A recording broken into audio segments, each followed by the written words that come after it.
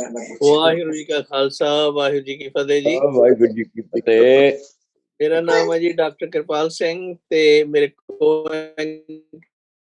हैगे ने ज्ञान जी ते साडे प्रोग्राम दा नाम है टिप्स फॉर गुड लाइफ ते बाकी सुखी जीवन दे राज। We are thankful to Meghraj Singh and Voice of Manata TV for this opportunity to discuss our program today. This program is devoted to how the Khalsa Raj came, fell, and what were the different kind of players in it. We've been talking about last time. We talked about Chief Khalsa Diwan formation, and then we're going to talk today about the British historian ਜਿਹੜੇ ਨੇ ਉਹਨਾਂ ਦੇ views ਕਿਉਂ ਇਹ ਖਾਲਸਾ ਰਾਜ ਜਿਹੜਾ ਤਬਾਹ ਹੋਇਆ ਤੇ ਇਸ ਤਰ੍ਹਾਂ ਸੋ ਸਾਰੇ ਸਾਡੇ ਜਿਹੜੇ ਪਾਰਟਿਸਪੈਂਟ ਨੇ ਸਰਦਾਰ ਡਾਕਟਰ ਮਿਹਰਬਾਨ ਸਿੰਘ, ਡਾਕਟਰ ਵਾਸੂ, ਡਾਕਟਰ ਨਰਿੰਦਰ ਸਿੰਘ, ਗਿਆਨੀ ਧਰਮ ਸਿੰਘ ਜੀ, ਸਾਰਿਆਂ ਨੂੰ ਵੈਲਕਮ ਤੇ ਨਾਲੇ ਸਾਡੇ ਜਿਹੜੇ ਆਡੀਅנס ਆ ਉਹਨਾਂ ਨੂੰ ਵੀ ਸਭ ਨੂੰ ਫਤਿਹ ਪ੍ਰਵਾਨ ਹੋਵੇ। ਵਾਹਿਗੁਰੂ ਜੀ ਕਾ ਖਾਲਸਾ ਵਾਹਿਗੁਰੂ ਫਤਿਹ, ਸਤਨਾਮ ਰਾਮ ਰਾਮ ਤੇ ਜੋ ਵੀ ਤੁਹਾਡਾ ਪਿਛੋਕੜ ਹੋਵੇ ਸਲਾਮ। ਦੇਖੋ ਅੱਜ ਦੇ ਦਿਹਾੜੇ ਦੇ ਵਿੱਚ ਕਈ ਪ੍ਰੋਗਰਾਮ ਪੈਣੀਆਂ। ਇੱਕ ਤਾਂ ਅਨੁਸਾਰ ਬੰਦੀ ਛੋੜ ਦਿਵਸ ਤੇ ਇਸੇ ਤਰ੍ਹਾਂ ਦੀਵਾਲੀ ਵੀ ਆ ਰਹੀ ਆ। ਦੀਵਾਲੀ ਵੀ ਆ, ਸਾਰਿਆਂ ਨੂੰ ਮੁਬਾਰਕ ਹੋ, ਭੈਣਾਂ ਭਰਾਵਾਂ ਨੂੰ ਚੜ੍ਹਦੀਆਂ ਕਲਾਂ ਹੋਣ। ਤੇ ਇਸੇ ਤਰ੍ਹਾਂ ਅੱਜ ਕਈ ਇੱਕ ਸਮਾਂ ਇਹ ਵੀ ਪੜ੍ਹਿਆ ਸੀ ਮਾਤਾ ਸਾਹਿਬ ਕੌਰ ਜੀ ਦਾ ਵੀ ਜਨਮ ਦਿਨ ਅੱਜ, ਖਾਲਸੇ ਦੀ ਮਦਰ, ਉਹਨਾਂ ਦਾ ਵੀ ਮੁਬਾਰਕ ਹੋਵੇ। ਇਸ ਤਰ੍ਹਾਂ ਕਿੰਨੇ ਹੀ ਇਤਿਹਾਸਿਕ ਚੀਜ਼ਾਂ ਜਿਹੜੀਆਂ ਹੁੰਦੀਆਂ ਨੇ। ਔਨ ਦਾ ਅਦਰ ਹੈਂਡ ਇਹਨਾਂ ਦਿਨਾਂ ਦੇ ਵਿੱਚ ਕਿੰਨੀ ਮਤਲਬ ਇੰਦਰਾ ਗਾਂਧੀ ਦੇ ਅਸੈਸੀਨੇਸ਼ਨ ਤੋਂ ਬਾਅਦ ਕਿਵੇਂ ਵਿਚਾਰੇ ਬੇਅੰਤ ਸਿੰਘ ਤੇ ਸਤਵੰਤ ਸਿੰਘ ਤੇ ਆਪਣੇ ਕੇਰ ਸਿੰਘ ਉਹਨਾਂ ਦੀ ਜਿਹੜੀ ਸ਼ਹੀਦੀ ਹੈ।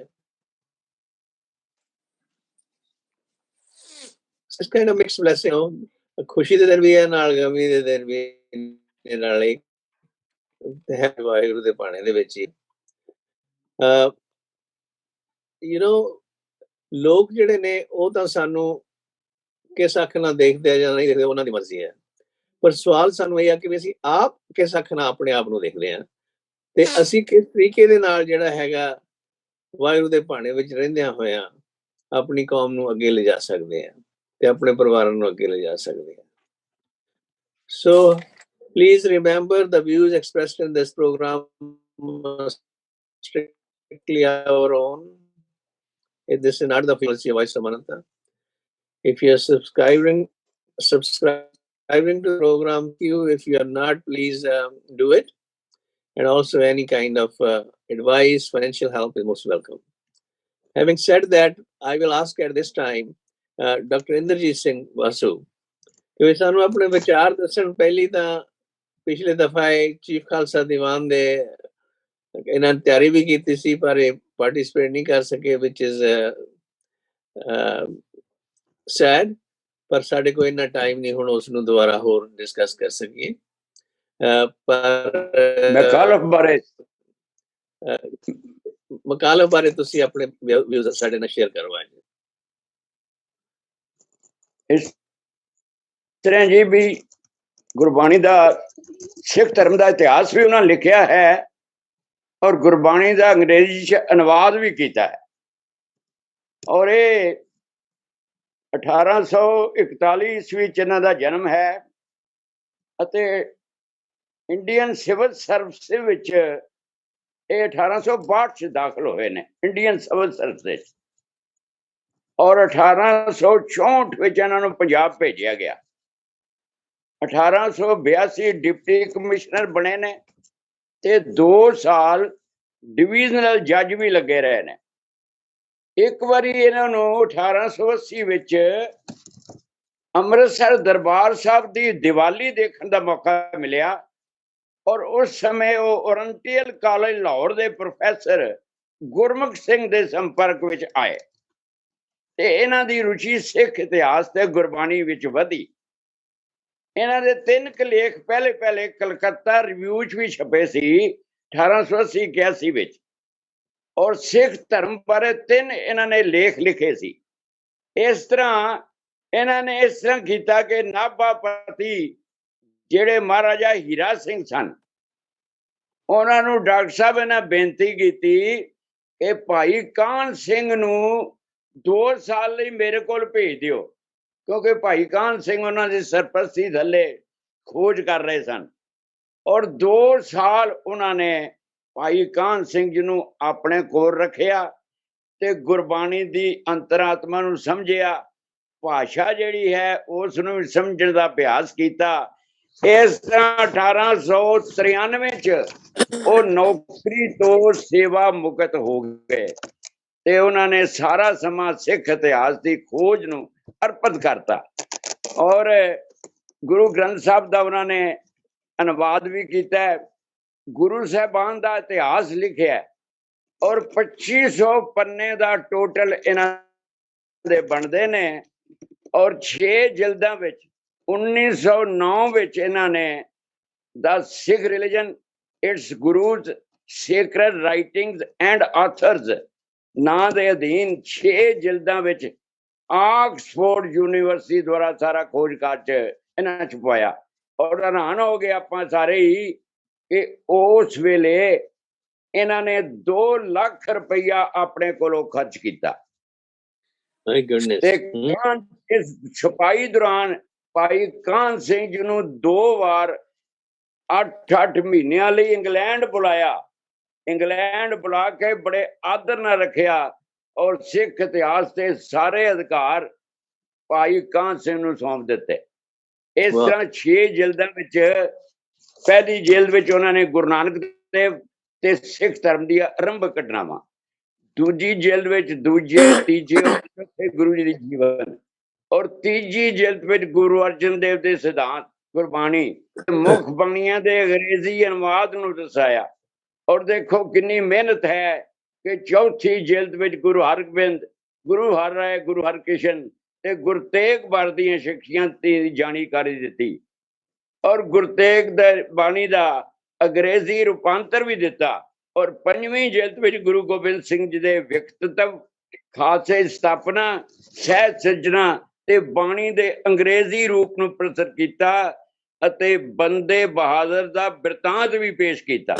6ਵੀਂ ਜਿਲਦ ਵਿੱਚ ਭਗਤਾਂ ਦੀਆਂ ਸ਼ਖਸੀਅਤਾਂ ਅਤੇ ਬਾਣੀਆਂ ਨੂੰ ਅਰਪਿਤ ਹੈ। ਸੋ ਇਸ ਤਰ੍ਹਾਂ ਇਹਨਾਂ ਨੇ ਸਾਰੇ ਸਿੱਖ ਇਤਿਹਾਸ ਨੂੰ ਗਹਿਰਾਈ ਨਾਲ ਸਮਝਿਆ ਔਰ ਗੁਰਬਾਣੀ ਬੱਧੀ ਉਹਨਾਂ ਦੀ ਜਿਹੜੇ ਪਹੁੰਚ ਹੈ, ਵਸਤੂਨਿਸ਼ਟ ਹੈ। ਉਹਨਾਂ ਦਾ ਬਾਣੀ ਦਾ ਅਨੁਵਾਦ ਬੜਾ ਸਰਲ ਅਤੇ ਬੜੀ ਭਾਵਨਾ ਨੂੰ ਠੀਕ ਪਾਠਕਾਂ ਦੇ ਮਨ 'ਚ ਬਿਠਾਉਣ ਵਾਲਾ ਹੈ ਔਰ ਅਨੇਕ ਧਾਰਮਿਕ ਸੰਮੇਲਨਾਂ 'ਚ ਇਹਨਾਂ ਭਾਗ ਲਿਆ ਔਰ ਸਿੱਖ ਧਰਮ ਬਾਰੇ ਖੋਜ ਪੱਤਰ ਪੜ੍ਹੇ।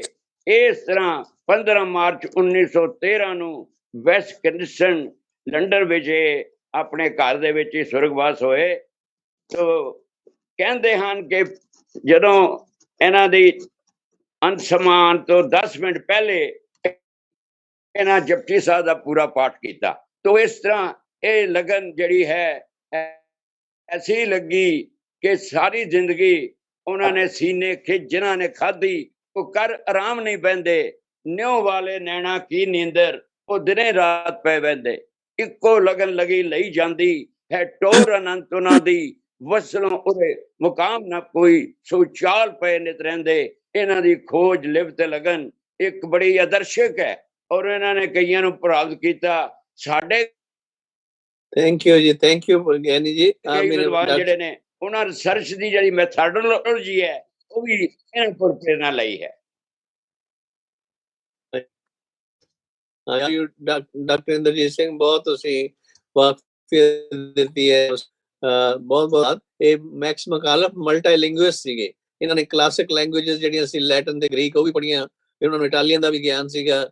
ਇਸ ਤਰ੍ਹਾਂ ਮਤਲਬ ਉਹਨਾਂ ਦਾ ਬਹੁਤ ਉਹਨਾਂ ਦੀ ਸ਼ਕਤੀ ਸੀਗੀ ਲੈਂਗੁਏਜ ਸਟੱਡੀ ਕਰਨ ਦੀ ਤੇ ਫਿਲਾਸਫੀ ਦੀ ਤੇ ਸਾਰੇ ਪਾਸੇ ਉਹਨਾਂ ਨੇ, ਜਿਵੇਂ ਤੁਸੀਂ ਦੱਸਿਆ, ਆਪਣਾ ਜੀਵਨ ਭੇਟ ਕਰ ਦਿੱਤਾ ਸਿੱਖੀ ਦੀ ਰਿਸਰਚ ਦੇ ਵਿੱਚ ਹੀ।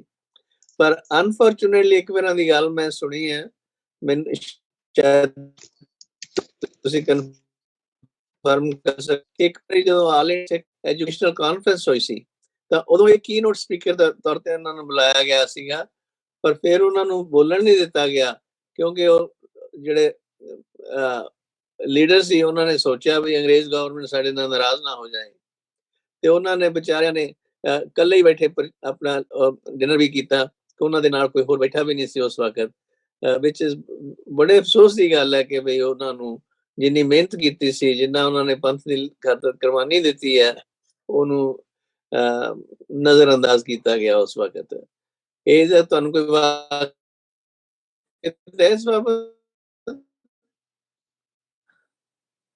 ਡਾਕਟਰ ਬਾਸੂ, ਤੁਹਾਨੂੰ ਕੋਈ ਇਸ ਬਾਬਤ ਵਾਕਫੀਅਤ ਹੈ? ਨਹੀਂ ਜੀ, ਇਸ ਕਿਸਮ ਦੀ ਮੈਨੂੰ ਕੋਈ ਵਾਕਫੀਅਤ ਨਹੀਂ ਹੈ। ਮੈਂ ਪਹਿਲੀ ਵਾਰ ਤੁਹਾਡੇ ਕੋਲ ਸੁਣ ਰਿਹਾ ਕਿ ਇਹਨਾਂ ਨੂੰ ਇਸ ਤਰ੍ਹਾਂ ਦੀ ਨਿਰਾਸ਼ਾ ਦਾ ਸਾਹਮਣਾ ਕਰਨਾ ਪਿਆ ਸੀ। ਹਾਂਜੀ, ਇਹਦਾ ਵੀ ਮੌਕਾ, ਜਦੋਂ ਮੌਕਾ ਲੱਗੇ ਜ਼ਰੂਰ ਇਹਦੇ ਤੇ ਤੁਸੀਂ ਥੋੜੀ ਰਿਸਰਚ ਕਰਨੀ ਇਸ ਇਸ਼ੂ ਤੇ। ਤੇ ਆਪਣੇ ਡਾਕਟਰ ਨਰਿੰਦਰ ਸਿੰਘ ਜੀ, ਤੁਸੀਂ ਕੋਈ ਚੀਜ਼ ਮੁਕਾਲਫ ਸਾਂਝੀ ਕਰਨੀ ਹੋਵੇ? ਨਹੀਂ, ਬਹੁਤ ਵਧੀਆ ਇਨਫੋਰਮੇਸ਼ਨ ਜਿਹੜੀ ਹੈ ਮੈਕਾਲਫ ਹੋਰਾਂ ਦੀ ਜ਼ਿੰਦਗੀ ਬਾਰੇ, ਉਹਨਾਂ ਦੇ ਜਨਮ ਤੋਂ ਲੈ ਕੇ ਉਹਨਾਂ ਦੇ ਆਖਰੀ ਪਲ ਤੱਕ ਬਾਰੇ ਸਾਨੂੰ ਦਿੱਤੀ ਗਈ ਹੈ। ਇਹ ਬਹੁਤ ਵਧੀਆ ਕੰਪੈਕਟ ਕਿਸਮ ਦੀ ਇਨਫੋਰਮੇਸ਼ਨ ਹੈ। ਵੱਡੀ ਗੱਲ ਇਹ ਹੈ ਕਿ ਮੈਕਾਲਫ ਹੋਰਾਂ ਨੇ ਜਿਹੜਾ ਗੁਰੂ ਗ੍ਰੰਥ ਸਾਹਿਬ ਦਾ ਟਰਾਂਸਲੇਸ਼ਨ 16 ਸਾਲ ਲਗਾ ਕੇ ਉਹ ਅਰਪਿਤ ਕੀਤਾ ਅੰਗਰੇਜ਼ੀ ਵਿੱਚ ਸਾਨੂੰ। ਦੇਖੋ, ਟਰਾਂਸਲੇਸ਼ਨ ਹਮੇਸ਼ਾ ਉਹਦੇ ਵਿੱਚ ਕਮੀਆਂ ਪੇਸ਼ੀਆਂ ਰਹਿ ਜਾਂਦੀਆਂ। ਪੋਇਟਰੀ ਖਾਸ ਤੌਰ ਤੇ ਟਰਾਂਸਲੇਟ ਕਰਨੀ ਬੜਾ ਔਖਾ ਕੰਮ ਹੈ। ਰਿਲੀਜੀਅਸ ਪੋਇਟਰੀ ਟਰਾਂਸਲੇਟ ਕਰਨੀ ਹੋਰ ਵੀ ਔਖਾ ਕੰਮ ਹੈ। ਪਰ ਇਸ ਅੰਗਰੇਜ਼ ਪੁੱਤਰ ਨੇ ਸਿੱਖਾਂ ਵਾਸਤੇ ਇਹ ਕੰਮ ਜਦੋਂ ਕੀਤਾ ਤਾਂ ਹੋਰ ਕਈ ਭਾਸ਼ਾਵਾਂ ਸਿੱਖੀਆਂ। ਅਸੀਂ ਜਾਣਦੇ ਹਾਂ ਕਿ ਗੁਰੂ ਗ੍ਰੰਥ ਸਾਹਿਬ ਜਿਹੜਾ ਉਹ ਪੰਜਾਬੀ ਵਿੱਚ ਨਹੀਂ ਹੈਗਾ, ਉਹਦੇ ਵਿੱਚ ਬਹੁਤ ਸਾਰੇ ਲਫ਼ਜ਼ ਬੰਗਲਾ ਦੇ, ਉੜੀਆ, ਕਿਉਂਕਿ ਉਹਦੇ ਵਿੱਚ ਭਗਤ ਨੇ ਜਿਹੜੇ ਹਰ ਇੱਕ ਵੱਖਰੇ ਵੱਖਰੇ ਪ੍ਰਦੇਸ਼ਾਂ ਦੇ ਨੇ। ਸੋ ਮੈਕਾਲਫ ਨੇ ਬਹੁਤ ਸਾਰੀਆਂ ਭਾਸ਼ਾਵਾਂ ਸਿੱਖੀਆਂ, ਸੰਸਕ੍ਰਿਤ ਵੀ ਸਿੱਖੀ, ਬੰਗਲਾ ਵੀ ਸਿੱਖੀ। ਇਵੇਂ ਉਹਨਾਂ ਨੇ ਇਹਦੇ ਪੰਜਾਬ ਦੇ ਨਾਲ ਲੱਗਦੀਆਂ ਜਿਹੜੀਆਂ ਬਾਕੀ ਭਾਸ਼ਾਵਾਂ ਸੀ ਉਹ ਵੀ ਸਿੱਖੀਆਂ। ਔਰ ਵੱਡੀ ਗੱਲ ਇਹ ਹੈ ਕਿ ਉਹ ਇੰਨੇ ਪ੍ਰਭਾਵਿਤ ਸਨ ਗੁਰਬਾਣੀ ਤੋਂ। ਅਸੀਂ ਕਈ ਵਾਰੀ ਐਕਸਟ੍ਰੀਮਸ ਦੇਖਦੇ ਹਾਂ, ਕਈ ਬੰਦੇ ਨੈਗੇਟਿਵਿਟੀ ਦੀ ਐਕਸਟ੍ਰੀਮ ਵਿੱਚ ਹੁੰਦੇ ਨੇ, ਕਈ ਬੰਦੇ ਪੋਜ਼ਿਟਿਵਿਟੀ ਦੀ ਐਕਸਟ੍ਰੀਮ ਵਿੱਚ ਹੁੰਦੇ ਨੇ। ਮੈਕਾਲਫ ਨੇ ਮਤਲਬ 16 ਸਾਲ ਲਗਾ ਕੇ ਟਰਾਂਸਲੇਸ਼ਨ ਹੀ ਨਹੀਂ ਕੀਤੀ, ਉਹ ਆਪ ਸਿੱਖ ਸੱਜ ਗਿਆ ਔਰ ਉਹਨੂੰ ਸਿੱਖ ਧਰਮ ਜਿਹੜਾ ਉਹ ਇੰਨਾ ਪਿਆਰਾ ਲੱਗਿਆ ਕਿ ਉਹ ਸਿੱਖ ਉਹਨੂੰ ਇਹਦੀ ਕੀਮਤ ਵੀ ਦੇਣੀ ਪਈ। ਜਦੋਂ ਆਖਰੀ ਪਲ ਤੇ ਜਿਹਦਾ ਜ਼ਿਕਰ ਹੁਣੇ ਕੀਤਾ ਉਹਨਾਂ ਨੇ, ਜਦੋਂ ਉਹਦੀ ਮੌਤ ਹੋ ਗਈ, ਉਹਨਾਂ ਦੀ ਡੈਥ ਹੋ ਗਈ, ਤਾਂ ਫਿਰ ਉੱਥੋਂ ਦੇ ਈਸਾਈਆਂ ਨੇ ਉਸਨੂੰ ਦਫਨਾਉਣ ਤੋਂ, ਚਰਚ ਵਿੱਚ ਦਫਨਾਉਣ ਤੋਂ ਮਨਾ ਕਰ ਦਿੱਤਾ ਕਿ ਇਹ ਕਨਵਰਟਡ ਸੀਗਾ। ਇਹ ਬੜੀ ਮੁਸ਼ਕਿਲ ਵਿੱਚ ਹੋਈ ਕਿ ਇਹ ਤਾਂ ਸਿੱਖ ਕਨਵਰਟ ਹੋ ਗਿਆ ਸੀ। ਇਹ ਬੜੀ ਦਿੱਕਤਾਂ ਸਹਿਣੀਆਂ ਪੈਂਦੀਆਂ। ਨਾਟ ਓਨਲੀ ਦਿਸ, ਇਹਨੂੰ ਆਪਣਾ ਕੰਮ ਕਰਨ ਲਈ ਨੌਕਰੀ ਛੱਡਣੀ ਪਈ, ਨੌਕਰੀ ਛੱਡ ਕੇ ਆਪਣਾ ਕੰਮ ਕਰਨਾ ਪਿਆ। ਫੰਡਸ ਦੀ ਬੜੀ ਦਿੱਕਤ ਹੁੰਦੀ ਰਹੀ। ਜਿਹੜੀਆਂ ਵੀ ਸੰਸਥਾਵਾਂ ਇਸ ਦੀ ਕੁਝ ਮਦਦ ਕਰਦੀਆਂ ਰਹੀਆਂ ਪੈਸੇ ਦੇ ਕੇ, ਉਹ ਬਹੁਤ ਨਾਕਾਫੀ ਸਨ। ਅਰੇ ਬਾਅਦ ਵਿੱਚ ਜਦੋਂ ਇਹਦੀ ਮੌਤ ਤੋਂ ਬਾਅਦ ਕੁਝ ਫੰਡ ਇਕੱਠੇ ਕੀਤੇ ਗਏ ਔਰ ਉਹਨੂੰ ਲਾਹੌਰ ਯੂਨੀਵਰਸਿਟੀ ਵਿੱਚ ਦੇਣ ਦੀ ਕੋਸ਼ਿਸ਼ ਕੀਤੀ ਗਈ, ਤਾਂ ਫਿਰ ਉਹਨਾਂ ਨੇ ਲੈਣ ਤੋਂ ਮਨਾ ਕਰ ਦਿੱਤਾ ਕਿ ਅਸੀਂ ਤਾਂ ਇਹ ਫੰਡ ਜਿਹੜੇ ਨੇ ਉਹ ਸਿਰਫ ਔਰ ਸਿਰਫ ਸਿੱਖ ਬੱਚਿਆਂ ਵਿੱਚ ਵੰਡਣ ਲਈ ਕਹਿ ਸਕਦੇ ਹਾਂ, ਤੇ ਉਹਨਾਂ ਨੇ ਮਨਾ ਕਰ ਦਿੱਤਾ। ਉਹਨਾਂ ਫੰਡਸ ਨੂੰ ਫਿਰ ਕਿਤੇ ਹੋਰ ਇਸਤੇਮਾਲ ਕੀਤਾ ਗਿਆ। ਬੜੇ 2 ਲੱਖ ਰੁਪਏ ਖਰਚ ਕੇ ਉਸ ਵਕਤ ਇਸ ਬੰਦੇ ਨੇ ਇੰਨੇ ਵੱਡੇ ਕੰਮ ਜਿਹੜੇ ਨੇ ਉਹ ਪਬਲਿਸ਼ ਕਰਵਾਏ। ਪਬਲਿਸ਼ ਕਰਵਾਉਣ ਵਿੱਚ ਵੀ ਬੜੀਆਂ ਦਿੱਕਤਾਂ ਆਈਆਂ, ਪਰ ਇਸਨੇ ਹਿੰਮਤ ਨਹੀਂ ਹਾਰੀ, ਨੌਕਰੀ ਛੱਡੀ, ਧਰਮ ਬਦਲਿਆ, ਗੁਰਬਾਣੀ ਨੂੰ ਆਤਮਸਾਤ ਕੀਤਾ, ਇੰਟਰਨਲਾਈਜ਼ ਕੀਤਾ, ਔਰ ਫਿਰ ਤਾਂ ਜਾ ਕੇ ਉਸਨੇ ਉਸ ਪੰਜਾਬੀ ਉਸ ਟਰਾਂਸਲੇਸ਼ਨ ਤੱਕ ਪਹੁੰਚਿਆ। ਉਸ ਵੇਲੇ ਦੇ ਵੱਡੇ ਸਕਾਲਰ ਜਿਹੜੇ ਨੇ ਸਿੱਖਾਂ ਦੇ, ਉਹਨਾਂ ਨਾਲ ਉਹਨੇ ਰਾਬਤਾ ਰੱਖਿਆ, ਸੰਬੰਧ ਬਣਾ ਕੇ ਰੱਖਿਆ, ਜਿਵੇਂ ਕਿ ਹੁਣੇ ਜ਼ਿਕਰ ਕਰ ਰਹੇ ਸੀ ਭਾਈ ਕਾਨ ਸਿੰਘ ਨਾਭਾ ਵਰਗਿਆਂ ਨਾਲ। ਔਰ ਫਿਰ ਉਹਨੂੰ ਅਜੇ ਵੀ ਲੋੜ ਸੀ ਕਿ ਕੋਈ ਅੰਗਰੇਜ਼ੀ ਜਾਣਨ ਵਾਲਾ ਸਿੱਖ ਜਿਹੜਾ ਉਹ ਮੈਨੂੰ ਮਿਲਣ, ਹੋਰ ਉਹਦਾ ਦੀ ਕੰਪਨੀ ਮਿਲੇ, ਤਾਂ ਕਿ ਮੇਰੇ ਕੰਮ ਵਿੱਚ ਹੋਰ ਐਕੂਰੇਸੀ ਆ ਜਾਏ। ਇਵੇਂ ਇਹ ਡਿਵੋਟਿਡ ਬੰਦਾ ਆਖਰੀ ਵਕਤ ਤੱਕ ਜਿਹੜਾ ਜਪਜੀ ਸਾਹਿਬ ਦਾ ਪਾਠ ਕਰਕੇ ਆਪਣੀ ਦੇਹ ਤਿਆਗਦਾ ਹੈ। ਤੁਸੀਂ ਦੇਖੋ ਸਾਡੇ ਵਿੱਚ ਤਾਂ ਇਹ ਕਿਹਾ ਜਾਂਦਾ ਹੈ ਕਿ ਆਖਰੀ ਵਕਤ ਜੇ ਤੁਹਾਨੂੰ ਕੋਈ ਚੇਤੇ ਆ ਜਾਏ ਰੱਬ, ਤਾਂ ਫਿਰ ਤੁਹਾਡਾ ਜਿਹੜਾ ਇਹ ਸਫਲ ਹੋ ਜਾਂਦਾ ਜੀਵਨ। ਇਹ ਮੈਕਾਲਿਫ ਉਹਨਾਂ ਵਿੱਚੋਂ ਹੈ ਜਿਹੜਾ ਆਖਰੀ ਪਲਾਂ ਵਿੱਚ ਵੀ ਆਪਣੀ ਜ਼ਿੰਦਗੀ ਦੇ ਇਹ ਪਾਠ ਕਰ ਰਿਹਾ ਔਰ ਆਪਣੀ ਦੇਹ ਤਿਆਗ ਰਿਹਾ, ਬੜੀਆਂ ਕੁਰਬਾਨੀਆਂ ਦੇ ਰਿਹਾ। ਮਤਲਬ ਇੰਨਾ ਪੜ੍ਹਿਆ ਲਿਖਿਆ ਬੰਦਾ, ਇੰਨਾ ਇੰਟੈਲੀਜੈਂਟ ਬੰਦਾ, ਐਡਮਿਨਿਸਟ੍ਰੇਟਰ ਹੈ, ਦੇਖੋ ਬ੍ਰਿਟਿਸ਼ ਰਾਜ ਦਾ ਐਡਮਿਨਿਸਟ੍ਰੇਟਰ ਹੈ, ਔਰ ਸਿੱਖ ਧਰਮ ਨਾਲ ਉਹਦੀ ਐਸੀ ਲਗਨ ਲੱਗੀ। ਸਾਨੂੰ ਸਿੱਖਾਂ ਵਿੱਚ ਇਹੋ ਜਿਹੇ ਬੰਦੇ ਲੱਭਣੇ ਔਖੇ ਹੋ ਜਾਂਦੇ ਨੇ। ਔਰ ਦੇਖੋ ਕਿਵੇਂ ਸਬਬ ਬਣਿਆ ਕਿ ਇੱਕ ਬ੍ਰਿਟਿਸ਼ ਜਿਹੜਾ ਐਡਮਿਨਿਸਟ੍ਰੇਟਰ ਜਿਹੜਾ ਉਹ ਸਿੱਖੀ ਨੂੰ ਬੜਾ ਕੁਝ ਦੇ ਗਿਆ। ਜਦੋਂ ਉਹਨੇ ਆਪਣੀਆਂ ਕਿਤਾਬਾਂ ਪਬਲਿਸ਼ ਕੀਤੀਆਂ, ਡਾਕਟਰ ਸਾਹਿਬ ਸਾਨੂੰ ਇਹ ਵੀ ਦੇਖਣਾ ਚਾਹੀਦਾ ਕਿ ਅਸੀਂ ਉਦੋਂ ਲਿਖਤ ਕਲਚਰ ਵਿੱਚ ਬੜੇ ਪਿਛੜੇ ਹੋਏ ਸਾਂ। ਉਸਨੇ ਜਿਹੜੀਆਂ ਕਿਤਾਬਾਂ ਦਿੱਤੀਆਂ ਉਹ ਬੜੀਆਂ ਸਾਇੰਟਿਫਿਕ ਤਰੀਕੇ ਨਾਲ ਪਬਲਿਸ਼ ਨੇ। ਤੁਸੀਂ ਅਗਰ ਉਹਨਾਂ ਦਾ ਪੂਰਾ ਸਰੂਪ ਦੇਖੋ ਤਾਂ ਉਹਨਾਂ ਦੇ ਰੈਫਰੈਂਸਿਸ ਦੇਣੇ ਬਰਾਬਰ ਹੈ ਜੀ। ਉਹ ਇਹ ਹੁਣ ਜਾ ਕੇ ਅਸੀਂ ਕਦੀ ਅੱਛੀਆਂ ਕਿਤਾਬਾਂ ਜਦੋਂ ਦੇਖਦੇ ਹਾਂ, ਅਸੀਂ ਦੇਖਦੇ ਹਾਂ ਕਿ ਉਹਨਾਂ ਵਿੱਚ ਅੱਛੀ ਕੁਆਲਿਟੀ ਦੀ ਪਬਲੀਕੇਸ਼ਨ ਜਿਹੜੀ ਹੈ ਉਹ ਹਮੇਸ਼ਾ ਫੁੱਟ ਨੋਟਸ ਦਿੰਦੀ ਹੈ, ਰੈਫਰੈਂਸਿਸ ਦਿੰਦੀ ਹੈ, ਤਾਂ ਕਿ ਸਾਨੂੰ ਅਸੀਂ ਉਹਨਾਂ ਨਾਲ ਇੱਕਦਮ ਸੰਪਰਕ ਕਰ ਸਕੀਏ। ਇਹ ਗੱਲਾਂ ਸਾਰੀਆਂ ਸਾਨੂੰ ਉਸ ਵੇਲੇ ਮੈਕਾਲਿਫ ਨੇ ਸਾਨੂੰ ਸਾਡੇ ਕਲਚਰ ਵਿੱਚ ਐਡ ਕੀਤੀ। Thank you for sharing.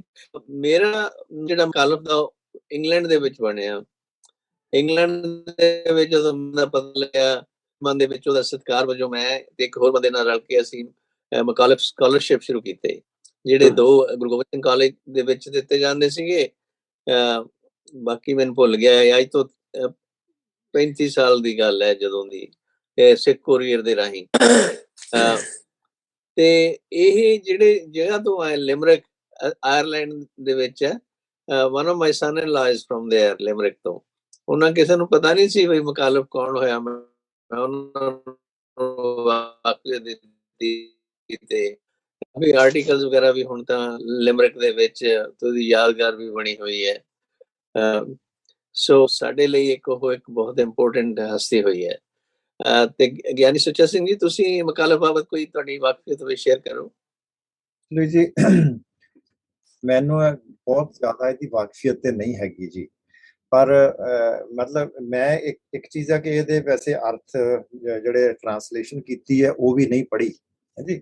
ਤੇ ਮੈਂ ਜਿਹੜੀ ਇੰਗਲਿਸ਼ ਦੀ ਥੋੜੀ ਬਹੁਤ ਪੜ੍ਹੀ ਹੈ ਨਾ, ਉਹ ਪੜ੍ਹੀ ਹੈਗੀ ਹੈ ਸਰਦਾਰ ਮਨਮੋਹਨ ਸਿੰਘ ਦੀ, ਤੇ ਜਾਂ ਫਿਰ ਸੰਤ ਸਿੰਘ ਖਾਲਸਾ, ਤੇ ਥੋੜੀ ਜਿਹੀ ਗੁਰਬਚਨ ਸਿੰਘ ਤਾਲਿਬ ਦੀ। ਤੇ ਉਹਨਾਂ ਦਾ ਤੇ ਸਿਮਦਰ ਜਿਹਾ ਕੰਮ ਹੈ। ਸੰਤ ਸਿੰਘ ਖਾਲਸਾ ਨੇ ਜਿਹੜਾ ਆਲਮੋਸਟ ਕਾਪੀ ਕੀਤਾ ਮਨਮੋਹਨ ਸਿੰਘ ਨੂੰ, ਤੇ ਥੋੜਾ ਬਹੁਤਾ ਵਿੱਚ ਤਾਲਿਬ ਨੂੰ ਵੀ ਲਿਆਂਦਾ ਉਹਨੇ। ਤੇ ਇਹਨਾਂ ਦਾ ਮੈਂ ਨਹੀਂ ਵੈਸੇ ਪੜ੍ਹਿਆ ਜੀ, ਐਵੇਂ ਕਵਾਂ। Thank you. ਜਿਹੜਾ ਇਹਦਾ ਉਹ ਤੋਂ ਕੰਟੈਂਟਸ ਤੋਂ ਪਤਾ ਲੱਗ ਸਕਦਾ। ਤੇ ਇੱਕ ਜਾਣੀ ਹੈਗੀ ਆ ਕਿ ਮੈਂ ਉਹ ਵੀ ਕਿਧਰੇ ਪੜ੍ਹਿਆ ਹੀ ਆ ਹੁਣ, ਜਦੋਂ ਮੈਂ ਤੇ ਆਪਣੀ ਜਿਹੜੀ ਅਕਵਾਇਰਡ ਨੌਲੇਜ ਸ਼ੇਅਰ ਕਰਦਾ, ਉਹ ਇਹ ਹੈਗਾ ਕਿ ਕਿਆ ਪੜ੍ਹਿਆ ਇਹ ਸੀਗਾ ਮੈਂ ਇਹਦੇ ਬਾਰੇ ਚ ਕਿ ਇਹਨੂੰ ਜਿਹੜਾ ਇੰਪਲੈਂਟ ਕੀਤਾ ਗਿਆ ਸੀਗਾ ਬ੍ਰਿਟਿਸ਼ ਰਾਜ ਵੱਲੋਂ ਡਿਲੀਬਰੇਟਲੀ ਸਿੱਖ ਧਰਮ ਦੇ ਵਾਸਤੇ ਜਾਣਕਾਰੀ ਲੈ, ਤੇ ਗੁਰੂ ਗ੍ਰੰਥ ਸਾਹਿਬ ਦੇ ਜਿਹੜੇ ਇਹਦੀ ਸਾਰੀ ਜਾਣਕਾਰੀ ਲੈ ਕੇ ਤੇ ਕੁਛ ਐਸੀ ਚੀਜ਼ ਲਿਖ ਜਿਹਦੇ ਨਾਲ ਇਹਨਾਂ ਦੇ ਵਿੱਚ ਫੁੱਟ ਪੈ ਸਕੇ। ਕੁਛ ਐਸਾ ਇਹਨਾਂ ਦੀ ਜਿਹੜੀ ਜਾਣੀ ਦੂਸਰੇ ਪਾਸੇ ਜਿਹੜੀਆਂ ਸਾਨੂੰ ਗੱਲਾਂ ਦਾ ਪਤਾ ਆ ਕਿ ਜਿਸ ਤਰ੍ਹਾਂ ਕਾਇਦੇ ਜਿਹੜੇ ਸੀ ਪੰਜਾਬੀ ਦੇ, ਉਹ ਕਾਇਦੇ ਬ੍ਰਿਟਿਸ਼ ਸਰਕਾਰ ਨੇ ਇਹ ਵਾਪਸ ਲੈ ਕੇ ਸਾੜੇ ਸੀਗੇ, ਤੇ ਉਹਨਾਂ ਦੀ ਜਿਹੜੀ ਕੀਮਤ ਵੀ ਬਹੁਤ ਜ਼ਿਆਦਾ ਦਿੱਤੀ ਸੀ ਲੋਕਾਂ ਨੂੰ, ਸਾਰੇ ਪੰਜਾਬ ਦੇ ਵਿੱਚੋਂ ਵਾਪਸ ਲਏ। ਤਾਂ ਇਸ ਤਰ੍ਹਾਂ ਜਿਹੜਾ ਪੰਜਾਬੀ ਤੇ ਸਿੱਖ ਕਲਚਰ ਨੂੰ ਜਾਂ ਸਿੱਖ ਰਿਲੀਜਨ ਨੂੰ ਜਿਹੜਾ ਥੱਲੇ ਲਿਆਉਣ ਦੇ ਵਾਸਤੇ ਨਾ, ਪੁੱਟ ਡਾਊਨ ਕਰਨ ਦੇ ਵਾਸਤੇ ਜਿਹੜਾ ਉਹਨਾਂ ਨੇ ਖੇਡ ਖੇਡੀ ਸੀ, ਤਾਂ ਉਹ ਮੈਂ ਜਾਣੀ ਕਿਧਰੇ ਪੜ੍ਹਿਆ ਕਿ Macauliffe was also one of the strings of that। So ਇਸ ਤਰ੍ਹਾਂ ਸੀਗਾ ਕਿ ਉਹਨੂੰ ਲਿਆਂਦਾ ਗਿਆ ਸੀਗਾ ਇੱਥੇ। ਤੇ ਹੁਣ ਬਾਕੀ ਤੇ ਜਾਣੀ ਜੀ ਉਹ ਤਾਂ ਪੜ੍ਹ ਕੇ ਪਤਾ ਲੱਗ ਸਕਦਾ ਹੈ। ਸੈੱਡ ਕਿ ਮੈਂ ਪਰਸਨਲੀ ਪੜ੍ਹਿਆ ਕੋਈ ਨਹੀਂ, ਤੇ ਮੈਂ ਜਾਣਕਾਰੀ ਜਿਹੜੀ ਹੈ ਜਿਹੜੀ ਉਹ ਮੈਂ। ਇੱਕ ਹੋਰ ਬੰਦਾ ਹੋਇਆ ਜੀ ਟਰੰਪ ਕਰਕੇ, ਜਿਹੜਾ ਟਰੰਪ ਸੀ ਨਾ, ਉਸ ਨੇ ਉਹ ਜਰਮਨ ਸੀਗਾ ਜਿਹਨੂੰ ਅੰਗਰੇਜ਼ਾਂ ਨੇ ਯੂਜ਼ ਕੀਤਾ ਸੀਗਾ ਟਰਾਂਸਲੇਸ਼ਨ ਕਰਨ ਦੇ ਲਈ। ਤੇ ਉਹਨੇ ਬਹੁਤ ਜਿਹੜੀਆਂ ਗਲਤ ਗੱਲਾਂ ਲਿਖੀਆਂ ਸੀਗੀਆਂ ਤੇ ਨਾਲੇ ਉਹ ਸਿਗਾਰ ਵਗੈਰਾ ਪੀਣ ਦਾ ਟ੍ਰਾਂਸਲੇਸ਼ਨ ਕਰਦਾ ਸੀ ਤੇ ਸਿੱਖਾਂ ਦਾ ਬੜਾ ਦੁੱਖ ਸੀਗਾ, ਪਰ ਕਮਜ਼ੋਰੀ ਕਿ ਉਹ ਕੁਝ ਕਰ ਨਹੀਂ ਸਕਦੇ ਸੀ ਤੇ ਪਰ ਉਹਨਾਂ ਨੇ ਉਸ ਦੀ ਫਿਰ ਵੀ ਵਿਰੋਧਤਾ ਜ਼ਰੂਰ ਕੀਤੀ ਟਰੰਪ ਦੀ। ਤੇ ਸਭ ਤੋਂ ਪਹਿਲੀ ਉਹ ਅਟੈਂਪਟ ਸੀਗੀ ਅੰਗਰੇਜ਼ਾਂ ਦੀ। ਪਰ ਉਸ ਵਾਰ ਜਦੋਂ ਇਸ ਨੂੰ ਪਤਾ ਲੱਗਿਆ ਮਕਾਲਫ ਨੂੰ ਕਿ ਬਈ ਟਰੰਪ ਨੇ ਇਸ ਤਰ੍ਹਾਂ ਕੀਤਾ ਤੇ ਇਹਨਾਂ ਦੇ ਕਿਵੇਂ ਇੱਕ ਕਿਸਮ ਦਾ ਅਤਿਆਚਾਰ ਹੀ ਹੈ, ਇਮੋਸ਼ਨਲ ਅਤਿਆਚਾਰ ਜਿਹੜਾ ਉਹਨੇ ਕੀਤਾ, ਉਸ ਨੂੰ ਇਸ ਚੀਜ਼ ਦਾ ਬੜਾ ਅਫਸੋਸ ਹੋਇਆ। ਇਸ ਗੱਲ ਨੂੰ ਮੁੱਖ ਰੱਖਦੇ ਵੀ ਉਸ ਦੀ ਖਿੱਚ ਜਿਹੜੀ ਸੀਗੀ ਸਿੱਖਾਂ ਦੇ ਵੱਲ ਜ਼ਿਆਦਾ ਹੋ ਗਈ ਸੀਗੀ। ਇੱਕ ਤਾਂ ਮੈਂ ਇਹ ਵੀ ਪੜ੍ਹਿਆ ਸੀਗਾ। ਤੁਹਾਨੂੰ ਕੁਝ ਖਿਆਲ ਹੈ ਡਾਕਟਰ ਵਾਸੂ ਇਹਦਾ ਕਿ ਵੀ ਸੀ ਉਹਨੇ ਪਹਿਲਾ ਟ੍ਰਾਂਸਲੇਸ਼ਨ ਡਾਕਟਰ ਜਿਹੜੇ ਟਰੰਪ ਨੇ ਇਹਨਾਂ ਨੇ ਗੁਰੂ ਗ੍ਰੰਥ ਸਾਹਿਬ ਜੀ ਦਾ ਅੰਗਰੇਜ਼ੀ ਅਨੁਵਾਦ ਕੀਤਾ ਸੀ, ਪਰ ਉਹ ਸੰਤੁਸ਼ਟੀ ਭਰਪੂਰ ਨਹੀਂ ਸੀ। ਲੋਕੀ ਤੇ ਵਿਦਵਾਨ ਵੀ ਜਿਹੜੇ ਨੇ ਉਹ ਸੈਟੀਸਫਾਈਡ ਨਹੀਂ ਸਨ ਔਰ ਸਿੱਖ ਜਗਤ ਨੇ ਉਹਨਾਂ ਦਾ ਅਨੁਵਾਦ ਪ੍ਰਵਾਨ ਨਹੀਂ ਸੀ ਕੀਤਾ। ਔਰ ਇਸ ਤਰ੍ਹਾਂ ਮੈਕਾਲਫ ਜਿਹੜਾ ਉਸ ਨੂੰ ਇਸ ਗੱਲ ਦਾ ਗਿਆਨ ਹੋਇਆ ਤੇ ਉਸਨੇ ਫਿਰ ਨਵੇਂ ਸਿਰਿਓਂ ਸਿੱਖ ਇਤਿਹਾਸ ਲਿਖਣ ਦਾ ਉਦਮ ਕੀਤਾ ਔਰ ਇਤਿਹਾਸਕ ਸੰਦਰਭ ਵਿੱਚ ਗੁਰਬਾਣੀ ਦਾ ਅਨੁਵਾਦ ਪੇਸ਼ ਕੀਤਾ ਔਰ ਅਨੇਕ ਪ੍ਰਕਾਰ ਦੇ ਸੰਕਟਾਂ ਦਾ ਸਾਹਮਣਾ ਨੂੰ ਕਰਨਾ ਪਿਆ ਹੈ। ਔਰ ਆਸ ਵਿੱਚ ਦੋ ਮੁੱਖ ਕਾਰਨ ਹਨ, ਆਰਥਿਕ ਵੀ ਔਰ ਭਾਵਾਤਮਕ ਵੀ। ਜਿਵੇਂ ਕਿ ਡਾਕਟਰ ਸਾਹਿਬ ਨੇ ਪਹਿਲੇ ਕਿਹਾ ਹੈ ਕਿ ਉਹਨਾਂ ਨੇ ਹੋਰ ਜਿਹੜੇ ਵਿਦਵਾਨ ਨੇ ਉਹਨਾਂ ਤੋਂ ਵਿਸ਼ੇਸ਼ ਸਹਾਇਤਾ ਲਈ ਭਾਈ ਦਿੱਤ ਸਿੰਘ, ਭਾਈ ਹਜ਼ਾਰਾ ਸਿੰਘ, ਗਿਆਨੀ ਸਰਦੂਲ ਸਿੰਘ, ਭਾਈ ਸੰਤ ਸਿੰਘ ਔਰ ਭਗਤ ਲక్ష్మణ ਸਿੰਘ, ਭਾਈ ਭਗਵਾਨ ਸਿੰਘ, ਭਾਈ ਨਿਹਾਲ ਸਿੰਘ ਆਦਿ ਸਿੱਖ ਵਿਦਵਾਨਾਂ ਦੀ ਵਿਸ਼ੇਸ਼ ਸਹਾਇਤਾ ਲਈ। ਤੋ ਇਸ ਤਰ੍ਹਾਂ ਇਹਨਾਂ ਦਾ ਜਿਹੜਾ ਉਦਮ ਹੈ ਉਹ ਜ਼ਮੀਨੀ ਪੱਧਰ ਤੇ ਉਹ ਠੀਕ ਹੈ, ਕਿਉਂਕਿ ਇਹਨੇ ਮਹਾਨ ਵਿਦਵਾਨਾਂ ਨਾਲ ਸੰਬੰਧ ਰੱਖਿਆ। ਭਾਈ ਕਾਹਨ ਸਿੰਘ ਜੀ ਨੂੰ ਇੰਗਲੈਂਡ 8 ਮਹੀਨੇ ਕੋਲ ਰੱਖਿਆ, ਇੰਗਲੈਂਡ ਬੁਲਾ ਕੇ, ਜਦੋਂ ਦੀ ਛਪਾਈ ਹੋਣੀ ਸੀ। ਥੈਂਕ ਯੂ ਜੀ। ਹਾਂਜੀ, ਆਪਣੇ ਡਾਕਟਰ ਮਿਹਰਬਾਨ ਸਿੰਘ ਜੀ, ਤੁਸੀਂ ਕੋਈ ਆਪਣਾ ਵਿਚਾਰ ਪੇਸ਼ ਕਰਨਾ ਹੋਵੇ ਇਸ ਪਾਸੇ ਮਕਾਲਫ ਬਾਬਤ, ਸ਼ੇਅਰ ਕਰਨਾ ਹੋਵੇ? ਹਾਂ, ਮੈਂ ਤੇ ਜੀ ਸਭ ਤੋਂ ਪਹਿਲੇ ਤੇ ਤੁਹਾਡਾ ਧੰਨਵਾਦ ਕਰਨਾ ਚਾਹੁੰਦਾ। ਬਹੁਤ ਹੀ ਤੁਸੀਂ ਜਿਹੜਾ ਇਹ ਜਾਣਕਾਰੀ ਭਰਪੂਰ ਜਿਹੜੀ ਇਨਫੋਰਮੇਸ਼ਨ ਮਿਲ ਰਹੀ ਹੈ ਸਾਨੂੰ ਇੱਥੇ, ਔਰ ਇਹ ਦੇਖੋ ਇਹਦੇ ਵਿੱਚ ਕਿੰਨੀ ਹੈਰਾਨੀ ਦੀ ਗੱਲ ਹੈ ਕਿ ਉਹਨਾਂ ਨੇ ਕਿੰਨਾ ਕੰਮ ਕੀਤਾ ਔਰ ਜਿਹੜੀ ਮੌਜੂਦਾ ਜਿਹੜੀ ਜਨਰੇਸ਼ਨ ਸਾਡੀ ਹੈਗੀ, ਬੱਚੇ ਹੈਗੇ ਨੇ, ਤੇ ਅਸੀਂ ਵੀ ਸਾਨੂੰ ਉਹਨਾਂ ਦੇ ਕੰਮ ਦੀ ਇੰਨੀ ਜਿਹੜੀ ਹੈਗੀ ਹੈ ਮੈਗਨੀਟਿਊਡ ਔਰ ਕੁਆਲਿਟੀ ਜਿਹੜੀ ਹੈ ਸਾਨੂੰ ਉਹਦਾ ਅਹਿਸਾਸ ਹੀ ਨਹੀਂ। ਤੇ ਜਿਵੇਂ ਤੁਸੀਂ ਕਿਹਾ ਕਿ ਉਹਨਾਂ ਦੇ ਨਾਮ ਤੇ ਤੁਸੀਂ ਕੋਈ ਸਕਾਲਰਸ਼ਿਪ ਵਗੈਰਾ ਸ਼ੁਰੂ ਕੀਤੇ ਨੇ, ਕੋਈ ਇਸ ਤਰ੍ਹਾਂ ਦੀ ਐਫਰਟਸ ਜਿਹੜੀਆਂ ਨੇ, ਮੈਂ ਕਹਿੰਦਾ ਇਹਨਾਂ ਦਾ ਤੇ ਦਿਨ ਮਨਾਉਣਾ ਚਾਹੀਦਾ। ਕਿਉਂ ਨਹੀਂ ਕੌਮ ਦੇ ਵਿੱਚ ਇਦਾਂ ਦੀ ਹੋਣੀ ਚਾਹੀਦੀ ਲਾਈਕ ਦੈਟ, ਕਿਸੇ ਨਾ ਕਿਸੇ ਰੂਪ ਚ ਉਹਨਾਂ ਨੂੰ ਯਾਦ ਕਰਦੇ ਰਹਿਣਾ ਚਾਹੀਦਾ ਹੈ ਨਾ। ਬਹੁਤ ਵਧੀਆ ਜੀ। ਅਸੀਂ ਹੋਰ ਵੀ ਕਿੰਨੇ ਦਿਨ ਮਨਾਉਂਦੇ ਆ ਜਾਂ ਕਿਸ ਤਰ੍ਹਾਂ। ਥੈਂਕ ਯੂ ਜੀ। ਤੇ ਗਿਆਨੀ ਧਰਮ ਸਿੰਘ, ਤੁਸੀਂ ਇਸ ਬਾਬਤ ਕੁਝ ਮਕਾਲਫ ਬਾਬਤ ਗੱਲ ਕਰਨੀ ਹੋਵੇ? ਮੈਂ ਉਹਨਾਂ ਦੀਆਂ ਉਹ ਪੁਸਤਕਾਂ ਜਿਹੜੀਆਂ ਪੰਜਾਬੀ ਦੇ ਵਿੱਚ ਉਹਨਾਂ ਦੀ ਮੇਰੇ ਖਿਆਲ 'ਚ ਲਿਖੀ ਤੇ ਇੰਗਲਿਸ਼ ਦੇ ਵਿੱਚ ਸੀਗਾ, ਇਹ ਹਿਸਟਰੀ ਆਫ ਸਿੱਖਸ ਜਿਹੜੀਆਂ 6 ਵੋਲੀਅਮ ਨੇ, ਤੇ ਉਹਨਾਂ ਦੀਆਂ ਪੰਜਾਬੀ ਦੇ ਵਿੱਚ ਪੜ੍ਹੀਆਂ ਸੀਗੀਆਂ, ਉਹ ਬਹੁਤ ਵਧੀਆ ਲੱਗਿਆ ਸੀਗਾ। ਤੇ ਬਾਕੀ ਸਾਚੀ ਇਹ ਆ ਵੀ ਜਿਸ ਤਰ੍ਹਾਂ ਵੀਰ ਜੀ ਮਿਹਰਬਾਨ ਸਿੰਘ ਹੋਰਾਂ, ਡਾਕਟਰ ਸੁੱਚਾ ਸਿੰਘ ਜੀ ਹੋਰਾਂ ਨੇ ਕਿਹਾ, ਮੈਂ ਵੀ ਉਸੇ ਤਰ੍ਹਾਂ ਜ਼ਿਆਦਾ ਇਹਨਾਂ ਦੇ ਬਾਰੇ ਨਹੀਂ ਪੜ੍ਹਿਆ ਤੇ ਇਹਨਾਂ ਅਕਸਰ ਪੜ੍ਹਿਆ ਵਾ ਵੀ ਇਹਨਾਂ ਨੇ ਸਿੱਖੀ ਨੂੰ ਗ੍ਰਹਿਣ ਕਰ ਲਿਆ ਸੀਗਾ ਤੇ ਬੜੀ ਨਿਸ਼ਠਾ ਦੇ ਨਾਲ। ਤੇ ਜੋ ਕੁਝ ਡਾਕਟਰ ਵਾਸੂ ਜੀ ਨੇ ਤੇ ਸਰਦਾਰ ਨਰਿੰਦਰ ਸਿੰਘ ਜੀ ਹੋਰਾਂ ਨੇ ਦੱਸਿਆ, ਉਹਦੇ ਹਿਸਾਬ ਨਾਲ ਸੱਚਮੁੱਚ ਜਿਹੜੀ ਭਾਈ ਮਿਹਰਬਾਨ ਸਿੰਘ ਹੋਰਾਂ ਨੇ ਕਿਹਾ ਕਿ ਇਹੋ ਜਿਹੇ ਜਿਹੜੇ ਵਿਦਵਾਨ ਤੇ ਜਿਨ੍ਹਾਂ ਨੇ ਸਿੱਖੀ ਨੂੰ ਸਮਰਪਣ ਭਾਵਨਾ ਦੇ ਨਾਲ ਇੰਨੀ ਸੇਵਾ ਕੀਤੀ, ਉਹਨਾਂ ਦੇ ਦਿਨ ਮਨਾਉਣੇ ਚਾਹੀਦੇ, ਉਹਨਾਂ ਨੂੰ ਜੀ ਕਰਦਾ ਨਮਸਕਾਰ ਕਰਨ ਨੂੰ। ਮੈਂ ਜਿਹੜੀ ਗੱਲ ਸੌਰੀ ਮੈਂ ਇਸੇ ਚ ਐਡ ਕਰਨਾ ਚਾਹਾਂਗਾ ਕਿ ਉਹਨਾਂ ਦੇ ਦਿਨ ਮਨਾਉਣ ਦਾ ਸਾਨੂੰ ਫਾਇਦਾ ਇਹ ਹੈ ਕਿ ਸਾਨੂੰ ਇੰਟਰਨੈਸ਼ਨਲ ਜਿਹੜੀ ਹੈਗੀ ਆ ਉਹਦੇ ਨਾਲ ਜਿਹੜੀ ਹੈਗੀ ਆ ਉਹ ਅਟੈਂਡੈਂਸ ਮਿਲਦੀ ਹੈ ਕਿ ਅਸੀਂ ਕਿਸੇ ਇਸ ਤਰ੍ਹਾਂ ਦਾ ਜਿਹੜੇ ਹੈਗੇ ਆ ਫੋਰਨ ਆਥਰ ਦਾ ਜਾਂ ਅੰਗਰੇਜ਼ ਦਾ ਦਿਨ ਮਨਾ ਰਹੇ ਹਾਂ, ਤੇ ਲੋਕਾਂ ਨੂੰ ਪਤਾ ਚੱਲਦਾ ਹੈ ਕਿ ਕੌਮ ਜਿਹੜੀ ਸਿੱਖ ਕੌਮ ਜਿਹੜੀ ਹੈਗੀ ਆ ਉਹ ਕਿਸ ਤਰ੍ਹਾਂ, ਉਹਨਾਂ ਦੇ ਕੰਮ ਦਾ ਵੀ ਪਤਾ ਚੱਲੇਗਾ ਤੇ ਸਿੱਖ ਕੌਮ ਦੇ ਜਿਹੜੀ ਹੈਗੀ ਹੈ ਸਾਡੀ ਹਿਸਟਰੀ ਬਾਰੇ ਵੀ ਪਤਾ ਚੱਲੇਗਾ, ਹੈ ਨਾ ਜੀ। ਥੈਂਕ ਯੂ ਜੀ। ਦੇਖੋ ਜੀ, ਜਿਹੜਾ ਥੈਂਕ ਯੂ। ਦੁਨੀਆ ਦੇ ਵਰਲਡ ਮੈਪ ਤੇ ਕੋਈ ਸਿੱਖਾਂ ਨੂੰ ਪਛਾਣਦਾ ਨਹੀਂ ਸੀ, ਬਾਵਜੂਦ ਇੰਨਾ ਕਿ ਸਿੱਖ ਰਾਜ ਬੜਾ ਤਕੜਾ ਸੀਗਾ, ਸ਼ਕਤੀਸ਼ਾਲੀ ਸੀਗਾ, ਉਹ ਲਿਮਟਿਡ ਲੋਕਾਂ ਨੂੰ ਹੀ ਪਤਾ ਸੀ। ਇਹ ਮਕਾਲਬ ਦੀ ਮਿਹਰਬਾਨੀ ਹੈ ਜਿਹਦੇ ਨਾਲ ਕਿ ਸਿੱਖੀ ਨੂੰ ਵਰਲਡ ਲੈਵਲ ਤੇ ਰੈਕਗਨੀਸ਼ਨ ਪਹਿਲੀ ਦਫਾ ਆਕਸਫੋਰਡ ਯੂਨੀਵਰਸਿਟੀ ਦੇ ਥਰੂ ਹੋਈ, ਉਹਦੀਆਂ ਜਦੋਂ ਰਾਈਟਿੰਗਸ ਪਬਲਿਸ਼ ਹੋਈਆਂ।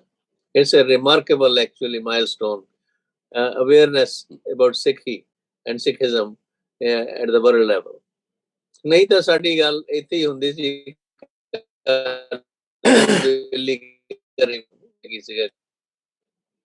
ਨਹੀਂ ਜੀ, ਉਹ ਤੁਸੀਂ ਦੇਖੋ ਕਿ ਉਹ ਅੰਮ੍ਰਿਤਸਰ ਵਿੱਚ ਜਾ ਕੇ ਰਹੇ, ਉਹਨਾਂ ਨੇ ਦੇਖੋ ਨਾਟ ਸਿੱਖ ਧਰਮ ਹੀ ਨਹੀਂ ਕਬੂਲ ਕੀਤਾ, ਅੰਮ੍ਰਿਤਸਰ ਦੀ ਧਰਤੀ ਤੇ ਰਹੇ ਕਾਫੀ ਦੇਰ। ਉਹਨਾਂ ਨੇ ਸਿੱਖੀ ਨੂੰ ਸਪਿਰਿਟ ਵਿੱਚ ਸਮਝਣ ਦੀ ਕੋਸ਼ਿਸ਼ ਕੀਤੀ। ਉਹ ਜਾਣਦੇ ਸੀ ਕਿ ਜਦ ਤੱਕ ਧਰਮ ਦੀ ਸਪਿਰਿਟ ਨੂੰ, ਧਰਮ ਦੀ ਰੂਹ ਨੂੰ ਨਹੀਂ ਤੁਸੀਂ ਅਪਣਾਉਂਦੇ, ਤਦ ਤੱਕ ਤੁਸੀਂ ਉਸਦੀ ਸਕ੍ਰਿਪਚਰ ਦੀ ਟ੍ਰਾਂਸਲੇਸ਼ਨ ਨਹੀਂ ਕਰ ਸਕਦੇ।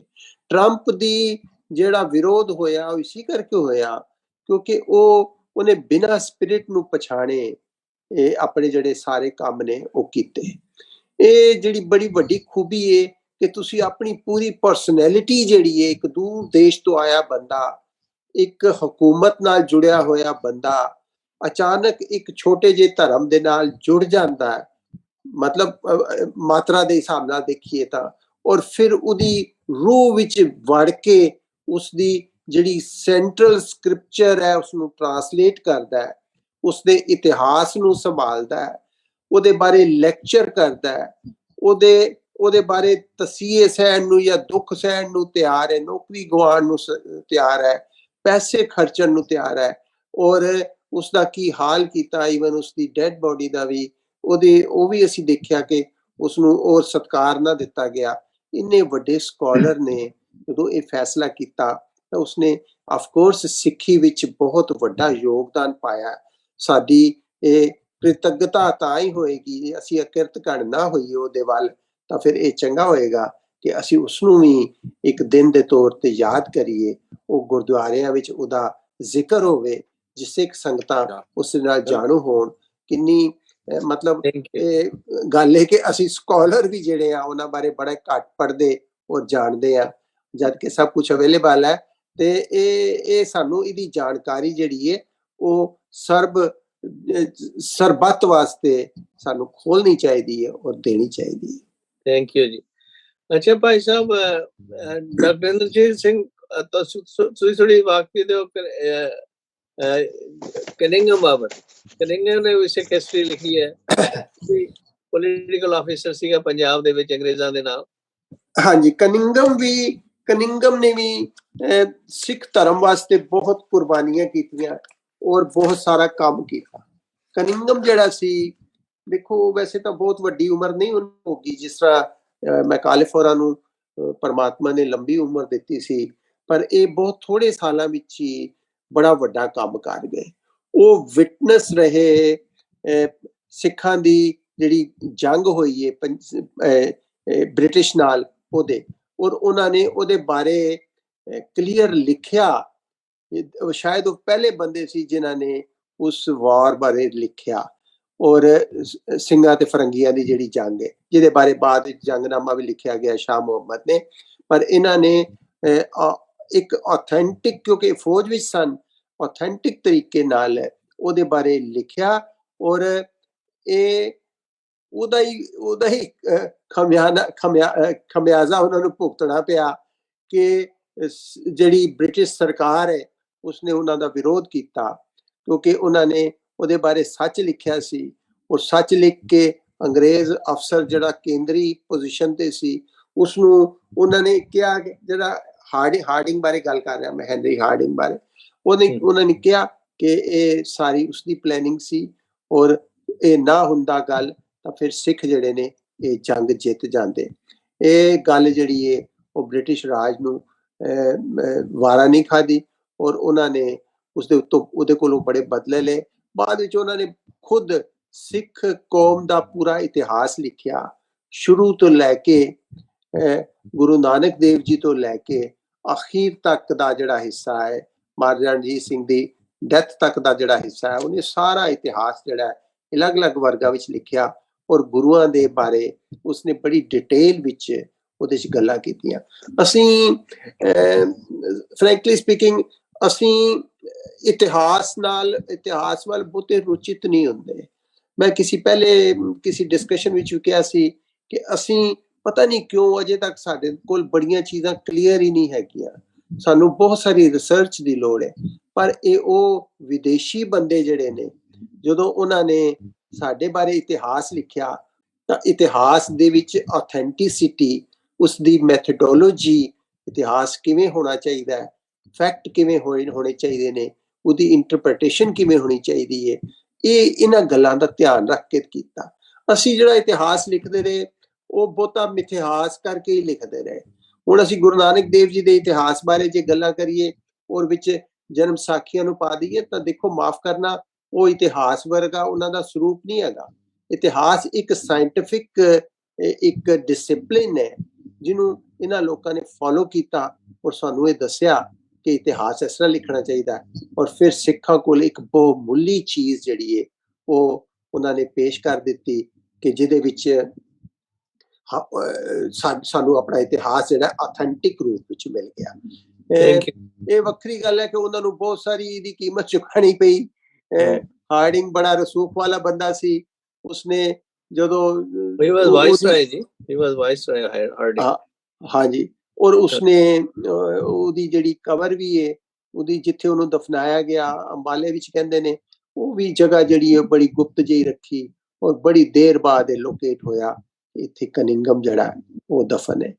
ਇਵੇਂ ਇਹਨਾਂ ਲੋਕਾਂ ਨੂੰ ਜਿਨ੍ਹਾਂ ਨੇ ਆਊਟ ਆਫ ਦਾ ਵੇ ਜਾ ਕੇ ਇਹ ਗੱਲ ਕਹੀ ਕਿ ਇਹ ਕੌਮ ਜਿਹੜੀ ਹੈ ਉਹਦੇ 'ਚ ਕੋਈ ਵਰਥ ਹੈ, ਉਹਦੀ ਕੋਈ ਗੱਲ ਹੈ, ਉਹਦਾ ਕੋਈ ਇਤਿਹਾਸ ਹੈ, ਉਹਦੇ ਵਿੱਚ ਕੋਈ ਦੀਰਘਤਾ ਹੈ, ਇਹ ਗੱਲਾਂ ਜਿਹੜੀਆਂ ਨੇ ਇਹਨਾਂ ਦੀ ਕੀਮਤ ਤਾਂ ਚੁਕਾਣੀ ਪਈ, ਕਾਲਿਫ ਨੂੰ ਵੀ ਚੁਕਾਣੀ ਪਈ ਤੇ ਕਨਿੰਗਮ ਨੂੰ ਵੀ ਚੁਕਾਣੀ ਪਈ। ਥੈਂਕ ਯੂ ਜੀ, ਥੈਂਕ ਯੂ।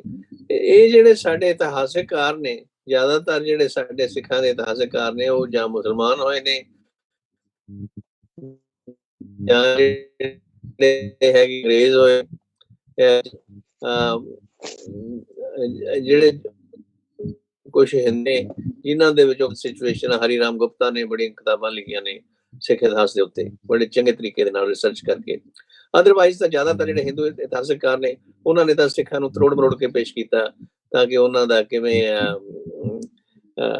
ਜਿਹੜਾ ਉਹਨਾਂ ਦਾ ਸਤਿਕਾਰ ਘਟਾਇਆ ਜਾ ਸਕੇ।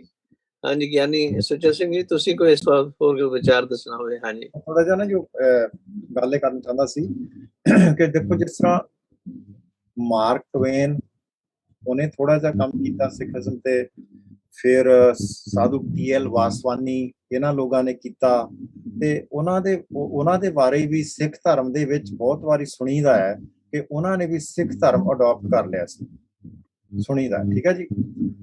ਫਿਰ ਜਦੋਂ ਤੁਸੀਂ ਜਾਓ ਇੰਟਰਫੇਥ ਦੀ ਮੀਟਿੰਗਸ ਦੇ ਵਿੱਚ, ਜਦੋਂ ਹਿੰਦੂ ਬੋਲਦੇ ਉੱਥੇ, ਉਹ ਇਹਨਾਂ ਦੇ ਨਾਂ ਲੈ ਕੇ ਕਹਿੰਦੇ ਦੇਖੋ ਜੀ, ਇਹ ਬਾਅਦ ਚ ਇਹ ਬੁੱਧ ਧਰਮ ਇੰਨਾ ਚੰਗਾ, ਹਿੰਦੂ ਧਰਮ ਚੰਗਾ ਇੰਨਾ ਕਿ ਇਹਨਾਂ ਨੇ ਹਿੰਦੂਇਜ਼ਮ ਅਡਾਪਟ ਕਰ ਲਿਆ ਸੀ।